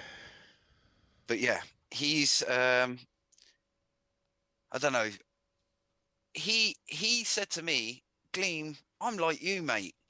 I would never choose my belief system just based on one photo. I'd need a series of photos. And actually enough, he's based up in Blackpool. And it's near Manchester, but he used to go up to Blackpool to film the Isle of Man and across Blackpool Pleasure Beach, all across there, to do exactly that, like flat earth, globe earth proof. And he come across a picture. It wasn't even his, but he knew the area, so he knew he could put it on Google Earth, calculate it all out, what it should be, what should be hidden, la la la. So he calculated it all out, and he literally said to himself, "Hands up! I've been in this for 5 years now. I've been one of the predominant leaders. I'm going to have to admit I cannot reconcile this. So I'm going back to a globe." And he went back to a globe, and it was so ironic that he told me. And he tried to convince me to be a flat earther. I told him, nah, I'd never convert my belief based on one photo. Yeah. He agreed with me. And then a year later or something, changed his belief to the globe based on one photo. And that is the core of it. I mean, that guy was pulling in probably $1,000, maybe $2,000 a month on his YouTube channel. And he give it up. He literally, fair play to him. He give it up, give it to a flat earther and said, look, I've got no need for this anymore. Set up a new channel called Flirspective. I'm giving them all props here and highlights, but this is my journey. This is my journey. These are the top boys, and I've spent many hours with Randy. Many hours. We're talking too many hours, put it that way. If I clocked them all up, I'd be like, shit, I've wasted that much. And it is. I don't see it as a waste, because that is my whole point of learning something. You got to learn something logical like that to knock your whole belief system. And I love that feeling now. It's more like I've been knocked down in a debate and I've loved it and I've saluted the person who done it. And I've gone, really? No, I did not know that. I did research that, but it didn't lead me to that. And I checked him, and he was perfectly right. It was to do with plasma and Einstein and whatnot and measurements. But he was perfectly right and shot me right down. And I was like, oh, I back away. And he had a PhD in physics either way, so I can't argue with that. That's anyway. A good thing about the internet debating stuff is that you actually can, you the more you do it, the more you learn to like humble yourself when you have to. And all that sort of thing. Whereas most people never go through that. They're just, most people just, when they have an argument with somebody, or their adrenaline comes up and they just start shitting themselves. Yeah. And, go, exactly. Oh, no, you are. No, you smell. And it turns into just like sort of ad hominem. That's it. That. But it's good. I like what you're saying. It's good. Yeah. To debate. Yeah, that's the learning. That's the learning I've got from it. Put it this way: if it wasn't for flat Earth, I wouldn't know half as much as I've gone back and researched. I wouldn't know half as much about Einstein, space-time. And I've watched tens of hours of videos of lectures from Harvard and all the big people, Leonard Susskind, Stephen Hawkins. So Lawrence you Krauss, trust all them people? No, not at all. Yeah. Gleem, hey, what would you go on. Yeah, no. You don't trust them, science. but you were just talking about like how you. Yes, we should trust science. Yeah, no, we should trust science, but this is my Machian philosophy coming out again, where Leonard Susskind is the father of quantum string theory, or string theory, and M theory. Completely untestable theory in reality. It's the reason why it hasn't caught on, albeit a lot of physicists do actually believe that that is the right path we should be taking towards quantum gravity and whatnot, but it's untestable. You've got the likes of Sean Carroll with the many worlds theory. I don't know whether you've heard of this, but once you actually get your minds about it, but it's the many worlds where it's multiverse. So this is what happens. Literally, this is the theory. Physically, I walk downstairs, I walk out my flat, go to the end of the road, I take a left. Ping, immediately another universe is created in the exact same scenario and everything. I turned right. Okay. I carry on walking down that road, I pass a shop. Bing, an alternative reality appears where I went in that shop instead of past it. That is literally the theory, where every decision that a person or a human conscious has made, a new multiverse is created in an instant, which is, again, 100% untestable in reality. And I'm like, makes for good films. I'm like, and another one, which is Lawrence Krauss. He's a core proponent of. He likes to talk about dark energy as he was a proponent of it, but when you look up the history books and who won the Nobel Prize for it, it was actually Sol Poemitter and a couple of other people.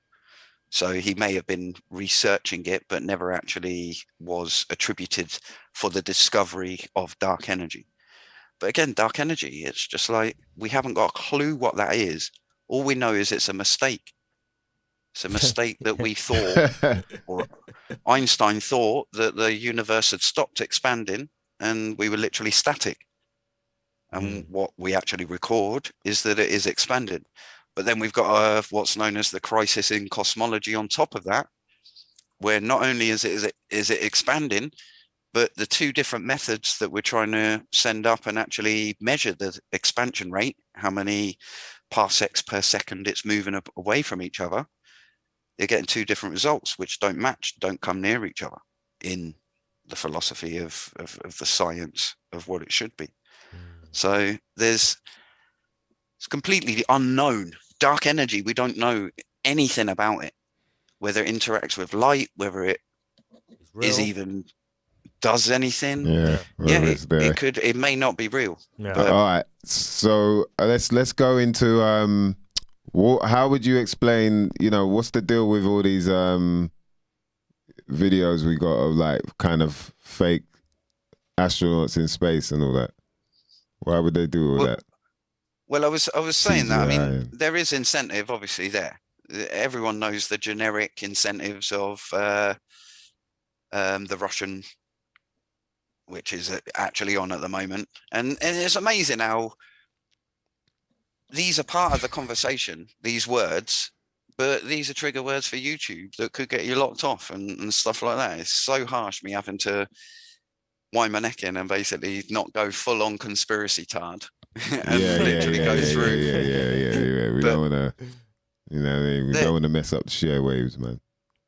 Yeah, it's put it this way, there is no. There's the two things. The one that I talked about was the photographs. Okay, so from the ISS. I'm asking, like, why are they making? Now, they're not. This is the next part. Now, the second part is what's called remote sensing, which is completely different to aerial photography. What remote sensing is similar to a thermal camera. So if when you see the old Bill helicopters looking at the fucking attics and they're all lit up because someone's growing up in there, Yeah. So what that's doing is sending heat signatures. That's not actually physically seeing that heat. Yeah, they're sending a heat signature and they're bouncing off a radio wave at a certain radio. It's actually near IR. Yeah, but they're bouncing that off and they're able to detect the hot parts versus the cold parts. Yeah, and therefore you can obviously detect there's this big thing. That is exactly all satellites all do. It's not like a lens. You don't have a massive flash. Right, take the photo, and it quickly lights up the whole universe. It's not like that. You can't do that out in space. You're dark. So you don't work based off of optical light. There are a few, obviously, that bring in the light spectrum, the RGB, but the majority of it is radio waves. And all it is pings. So they send out thousands of pings and they'll get them back in a certain timing, yeah, with a certain signature, and they'll know, right, there's cloud there because that ping didn't return. It hit there. So on that pixel, on that drawing, we're going to draw a bit of a cloud at that depth that made it not return. And that is what remote sensing is. So they're not taking a photo of Earth, they're constructing it. And then all that guy's saying when he says, yeah, it's Photoshop because we have to. And it is, because you think this satellite, even though it's 65,000 miles away, yeah, it's still doing the old, I can only see one side of the box. If you get that. Perspective is still a thing for a satellite.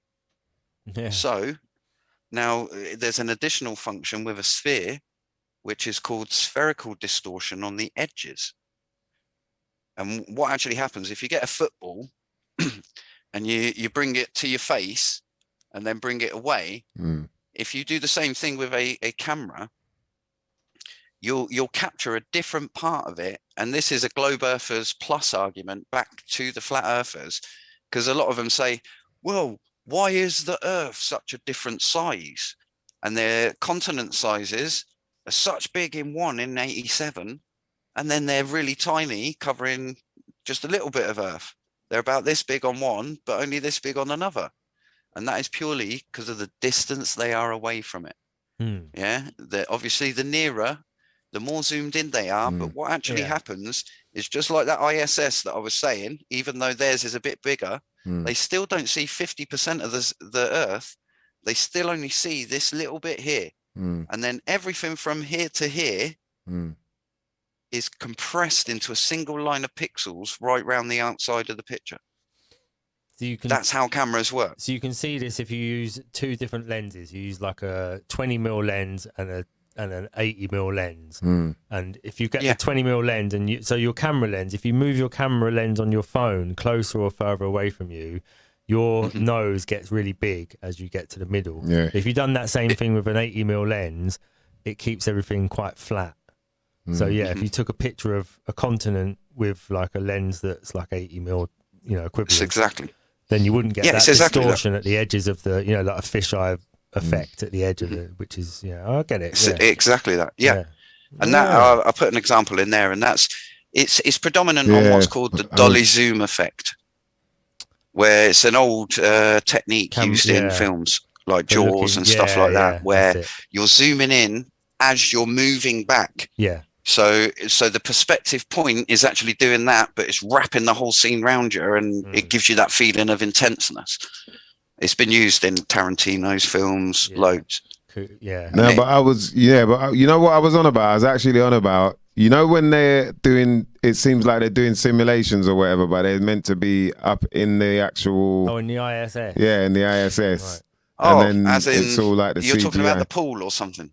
The strings. Yeah, why is there a lemon going through a man's hand? And all that fake. The cool one that David didn't play, which I'm shocked he didn't play, but he played it but didn't play it back. Yeah, he played the other one. It was, if you remember, there was a guy doing a Superman dive across the back. Across the back. As you come out to the zoom one, there's a guy in a green shirt and another guy next to him, and he's flipping a cap. His blue cap. He's flipping a cap, and then all of a sudden the guy automatically just reaches out, grabs nothing from thin air, puts it in his other hand, and puts it up on the shelf. Yeah, he played that one. Yeah. Why are they doing all that? Why are they doing all of that stuff? Why are they doing all that if it's... I was suspect of that. I thought, nah, that's got to be edited or something. I went to found the original video that was on the school website that was produced live from. It was exactly the same in there. So that just threw questions to me. And I was just like, how can I answer that without saying that is CGI? So yes, I firmly believe that CGI is used on the ISS.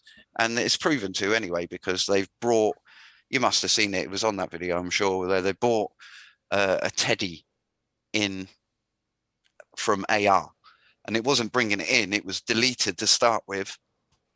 And they just make it look as if it appears by removing the mask. Yeah, and then there's a dangling teddy there that she picks up, and it's a physical teddy. Yeah, so a lot of flat earthers think that is the CGI as well, but it isn't, because it flops too good, too real to be true. But again, that is questionable. There is lots, and this is my core point, is that before you go out and badmouth a flat earther, understand from their point of view, a lot of what they've been told themselves and a lot of what they've researched themselves is fact. And again, from a globe earther's point of view, that can all still be fact and the earth still be a globe. So there's no need to actually lie about it and create more lies or dismiss that scientific fact and say, nah, that never happened or anything like that, and just hand-wave dismiss it. It's idiotic. It's stupid. And put it this way, the core reason I'm in it is because I concentrated on perspective and gravity. Gravity is a head fook, but from perspective point of view, I would always said to every debate, when I start every debate, I'm not a flat earther, I'm what you know as a Mac earther, and explained all of that. And what I've said to them all is literally, you get a flat earther. Here we go. This is what's called a flock-mock paradox. I coined that phrase from just thin air, just to say that you're both the same. Yeah, they're both the same. So a flat earther will say to a globe earther, one debate, I can measure the earth to be 15 miles in a photo when it should be only a meter. Yeah, that must mean that the earth must be flat, because there's no way that happens on a globe. Yeah, so that is my evidence that earth is flat, and that is the black swan is their genuine bit of evidence. Then you've got a globe earther saying, don't be so silly, you've got all refraction involved there, and when you lengthen that measly 15 miles on the massive surface of earth and you get a much larger measuring stick, you'll understand that there is a drop and a curve to the earth. That's why it can never be flat. Yeah, so that's the constant argument between the two. But then in the same debate, you'll have the same thing with gravity, saying, a globe earther would say, I know gravity is real. When I pick up stuff, I drop it. That works all the time on Earth. Works. Gravity is real, must take place all the way through the universe and work fine. Yeah, that's a law. It's a law of universal gravitation. Flat earther responds with the same weight. But when you use a larger distance rod for your measuring, it turns out that when you go outside of the solar system, gravity's core fundamental formulas don't work. And that's the reason we need dark matter, dark energy. Yeah, the Kepler's laws don't work. They don't match what is supposed to be, we're actually seeing. Yeah, so that's why we have to invent this new stuff to pad it all in and make sure that it matches what the law should be with this magical new magic stuff, dark stuff.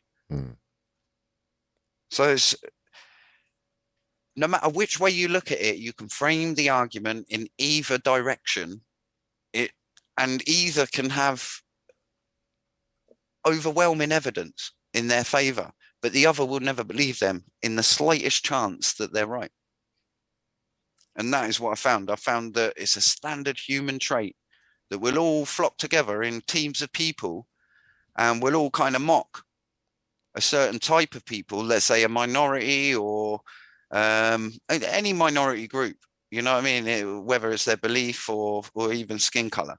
Yeah. When you go down that route of segregating and then all bullying someone, and it happens both in the flat earth as well as the globe earth, that is non-productive, toxic, and literally the opposite, or it reinforces the flat earthers.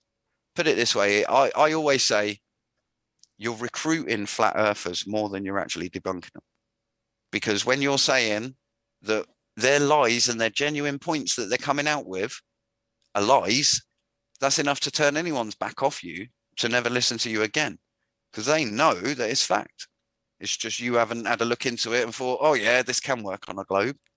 This works fine on a globe. I get what you're saying, you know, and it's that misunderstanding that the whole scene thrives off and where all the money's at. That's a good way to fucking, that's deep. That's deep. So what I've decided that we're going to call Gleem is this. You decided open-minded Libra mother. Have some of that. Brother, well off of that. For real, boy. On Can't that. lie, man. Jeez. That's what one thing we got to say. I think there's definitely a bunch in the common sense community that are a bit confused as well. And I think that's the bottom line, man, is that you're open-minded enough to understand understand what people believe on both sides, and you yourself feel like, you know, you're not, like you said, you're not qualified or whatever, but you don't feel like there's even a chance you can prove it unless you can actually do the equations yourself, like actually do the measurements yourself. It's not even that. I could still do the measurements and present it to a flat earther. I think this analogy is a good one. Me, and here we go. You three, us three, you three. I'm talking to myself as if you're looking at yourself. That's how mash I am. Anyway, you three on that. Us three. Yeah, you three. Right, seeing two of you. Guy with a headset. So, us three. There's only him on the screen. Wake up on a deserted island. Yeah, and we don't know how we got here. We know that there's a smashed up boat there. None of us know our own names. Yeah. We're all chill. Yeah. We all start making food, making huts and whatnot. We have a third of the island each. We all start farming and doing what we need to survive and whatnot. Comes to a point where we're all having a bifter on the rocks. And it literally, one of us says, what do you think it is? A globe earth, a big sphere floating through space? Or do you think we're on a big flat plane just here? Let's say Dan come in and goes, I don't know, I think it's a globe.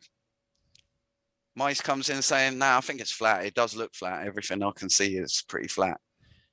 And then I come in saying, it's actually convex. It's doing the opposite thing, which I'm not going to throw in the mix, but I'm saying that is a genuine option and genuine people believe that. Pick up Jason McCormack. I think he's one of the leaders there. But anyway, concave earth. So we're sat there and we go, right, each of us are going to chill in our own part of the island. We've just made some paper out of some wood somehow, fuck knows. But we've just got paper and we're going to record the star movements, yeah, based on our own model, yeah. Give it a year, we'll all come back together and see who fits best. Now, what you're doing there, if you think of it like this, you've just measured reality over the year. Okay, so whatever reality you've just seen up there and you're applying to your model, your model's going to work because it's made from that reality. So you can imagine maths is a theoretical thing and an abstract thing that you can imagine to be whatever. It works on any shape. The only thing is the difference is to what extent and where does it start failing. And that's the thing. We could all come up with a perfectly working model. I could have a perfect concave model, smack it on you and say, look, this works. This describes my reality. Next year, same thing will happen. And it does. And you can say, no, I've got my flat earth model. That works perfectly fine too. And then Dan comes in going, that's science, boys. And that is literally science. People have multiple theories as to what is going on with some phenomena, and they'll put their ideas forward. It won't be as drastic as the shape of the earth, but that is science. Yeah. And people don't get that. People don't get that one person will believe something, like even scientists believe in God, you know, because they know that science can't disprove God. So it's kind of like their double-edged sword that they have to deal with. But a lot of religious people have formulated science. Even the Big Bang was Georges Lemaitre, whose literal words were, "The Big Bang is the handiwork of God." So, and again, going back to Rupert Sheldrake, he was saying, "One free miracle. Give me one free miracle and we'll do the rest." Cheers, God. Jeez.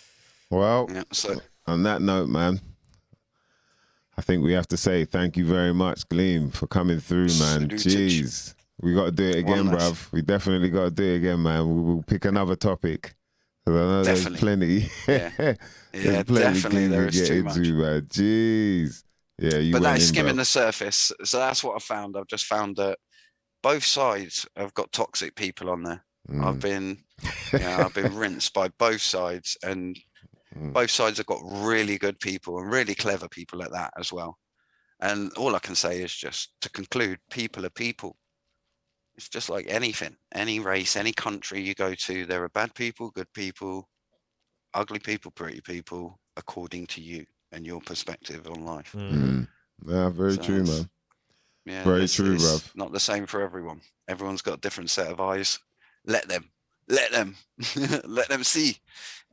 So where can people find you now? Okay, so on a flat Earth wise, if you put in Gleem flat Earth, you'll find multiple debates on my channel, which is YouTube Gleem. You'll be able to find a playlist called Debates, and that's literally got about 20 debates in there of all the main ones that I've done. You got to check out Gleem's flat Earth debates. They're long, and it is a lot of exactly what you were saying earlier, of people calling you poo-poo head and stuff, and going to childish antics instead of having a grown relationship, conversation, talk. Adult talk. And it's like, it's harsh, but it's the internet. Come on. And that's what happens. That's what happens. Got to take the rough with the smooth. Yeah, for real, man. Straight. And but I will say, sorry, because we didn't show the presentation, I wanted to pick up one person, which is, out of all my experience, Barney Tearspell. Now, I haven't heard from him for about 3 years, since an earthquake went on near Austria, it was. And I've emailed him, I've YouTubed him and whatnot, and I haven't actually heard anything back since then. But Barney was a guy who had that same sentiment of, yeah, Gleem, a ship will hide the bottom of it. A wave will hide the bottom of a ship. So what? Earth's still a globe. And what can I come back with on that? So what? Earth's still a globe. Then that's his belief. I can't now say, well, yeah, that just proves that perspective does it. He's going to go, yeah, I know perspective works. Earth's still a globe. And he's right. And he loved me in as much as I would drop papers, for people to actually look up, whereas a lot don't. A lot miscite papers and cherry pick bits. But I actually give you something to look at and go into depth, and you'll find validity to it, definitely. All right, so we should set up a presentation then. Really, if you've got like some content that you can, and what is the idea? It was mainly that all tonight. Apart from, there was 3 or 4 questions. One of them being, it's not one we're going to get into, but I'll leave everyone with it. Is that the old saying is, why is everything up in the sky a sphere and Earth not a sphere? That's mad. You must be mad to think that. Now, when you flip this perspective, this Machian perspective I love, now say, okay, tell me how many spheres have 7 trillion forms of life known to exist on it? Because what you're basically doing is showing me one Petri dish that's green and moldy with loads of fucking shit in it, and one which is blank, and saying, look, yeah, they're the same. And they're not. So it's like, if you do want to believe it, believe it. Interesting. But if you do want to believe flat Earth, believe it. but I'm not switching to one side or the other because it could be either, and I could never tell. Never. Ooh, so okay, yeah. We gotta set it up, man, because I think that will probably give people more of a visual explanation as well as to what you're saying. Yeah. It can be either or. It can be on that Libra level scale. Yeah, that's it. Libra meaning liberation. You choose your poison. Liberation, my beloveds. You know what I mean? Keep reading, keep digging, keep looking for some shit you might not never know nothing about, my beloveds. Gleem, you got this single out. Yes. Adjust Your Brightness, it's called. Adjust Your Brightness. We're gonna go out on that. You got that set it up whilst you can, D. And I'll give a shout out to the Common Sensors for coming through, man. Shout out to PLK, man. I'm glad you plowed through it, bruv. You made it to the very end. Shout out to Mrs. PLK out there.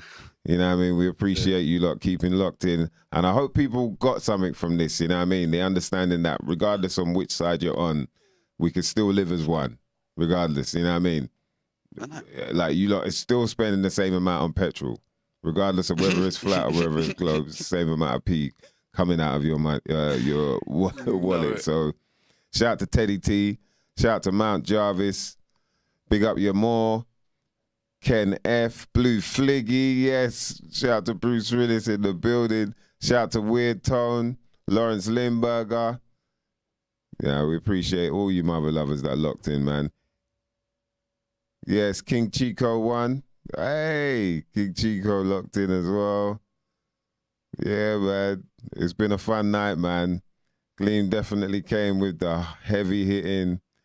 I think a few people, you know what I mean? Some body shots, some low blows. Not too low, not below the belt, but some people felt it. Some legal. Yeah, they're all legal shots. Shout out to Big Pine Sailing. Yeah, man. People got involved tonight, man. Yeah, it got pretty crazy. Psychedelic Scientist. Yo, UK Detective. We saw the detective come through as well. Jesus, man. Shout out to Tom Arnott. Long time no see. Shout to Chris Lahat. I Am. All the people that were locked in, man. We appreciate it. We're definitely going to have Gleem come back again. Kenny Rebel. Yeah, man, because, boy, bruv. Yeah, you still got me thinking, man. I don't know. I mean, you know, I guess we accepted a while ago that we're probably not supposed to know. And the bottom line is, yeah, these things are always going to create arguments because no one can really definitively prove it. They could have just done it recently, though, man. They could have just done it. You lot went up there into space, apparently. I ain't even going to go. Yeah, you're right.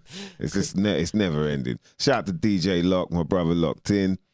Yeah, we're going to be doing a gig very soon as well in London, so we're going to make sure you mother lovers know about that. Ain't no thing but taking name, baby. D, as always, thank you very much. Yeah, It's late. Yeah, it's late, man, but it's worth it, boy.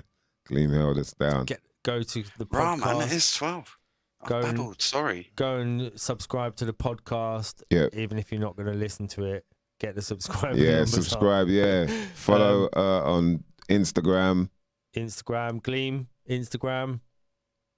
Yep, Gleem Music on everything. Apart from YouTube, it's just Gleem. Wicked. And then we're also starting to put the original old shows on the YouTube channel. Yeah, new channel. So go and sign up to that. Eventually, we'll probably switch everything over to that. Yeah, we've got enough people on. You know what I mean? Because we want to go in, man, and you know I can't we can't risk jeopardize the channel too much. You know what I mean? We'll be able to have you back on Gleem and touch a few of those words that you didn't want to say. Those fuses that you didn't want to. Yeah, that's it. I should rename them. I should learn to rename them, innit? So you all know what they actually mean. But give us they're all backwards. For like, anyway, man. Russian. Before we get too excited and slip up anywhere. You know what I mean? Yo, Gleem, thanks for coming through, man. We're gonna go out with your tune. Make sure you follow him, Mother Lovers. Yeah. Can I just pick up who it is? I don't know whether everyone knows. I feel it's a big achievement in my music career either way. And it's only the first single that I've ever done. But it's with Gary Nestor Pine, ex-lead singer of the Wailers. And you may know him of such hits such as Crazy, 2015, he had the FIFA song, We the Love Generation. Come on, come on, come on, come on, yeah. Oh, seeing that was him. If anyone, that's him. Yeah. That's the man. Wow. So Gleem out, boy. He's been a good friend for a good 15 years, kept in contact and whatnot. Yeah. And then finally managed to wangle that.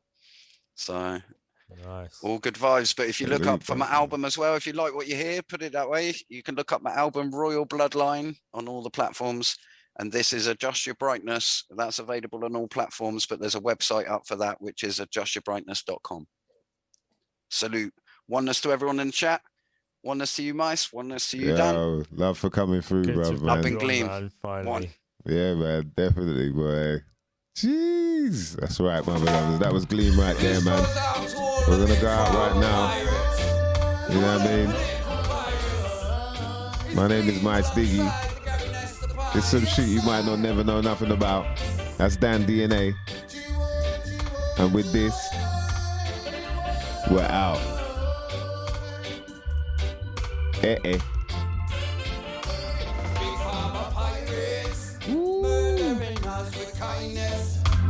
People adjust your brightness. Who make it get widespread? Political pirates can't even follow their own guidance. People adjust your brightness. Who you gonna call when the line's silent? Hello? Financial giants buy up an alliance with lords that write laws of compliance. Tyrants for hire, privately acquire a proportion of the poor that supported them. Library of liars, lifetime suppliers. Get poor and retire all at your expense. Sick and tired of their tripwires. Oh, the cycle of crisis tortures them. Big pharma pirates murdering us with kindness. Oh, people adjust your brightness. Who make it get widespread? Political pirates can't even follow their own guidance. People adjust your brightness. Who you gonna call when the line's gone dead? Hello? Hey, we got to conquer them all. We got to trample them down. A wicked man must fall. Run them out of the town. When I go take the chart, tell them to deal with that. And when I go take my check in their political mess. Big pharma pirates murdering us with kindness. People adjust your brightness. Who make it get widespread? Political pirates can't even follow their own guidance. People adjust your brightness. Who you gonna call when the line's silent? It's not me, Who do we thank for queues at the food bank? I don't know. Who do we thank for rescuing huge banks? I really don't know. Who do we thank for the brand new jabs? I said I really don't know. Who do we thank for the breakout in Wuhan? I hope it's all gone to plan. Big pharma pirates murdering us with kindness. People adjust your brightness. Who make it get widespread? Political pirates can't even follow their own guidance. People adjust your brightness. Who you gonna call when the line's gone dead? It's not me, it's not me. Anyone? Lionel? Nobody not to them, man. You expect anybody to come save you? Oh, in Farmer Pirates.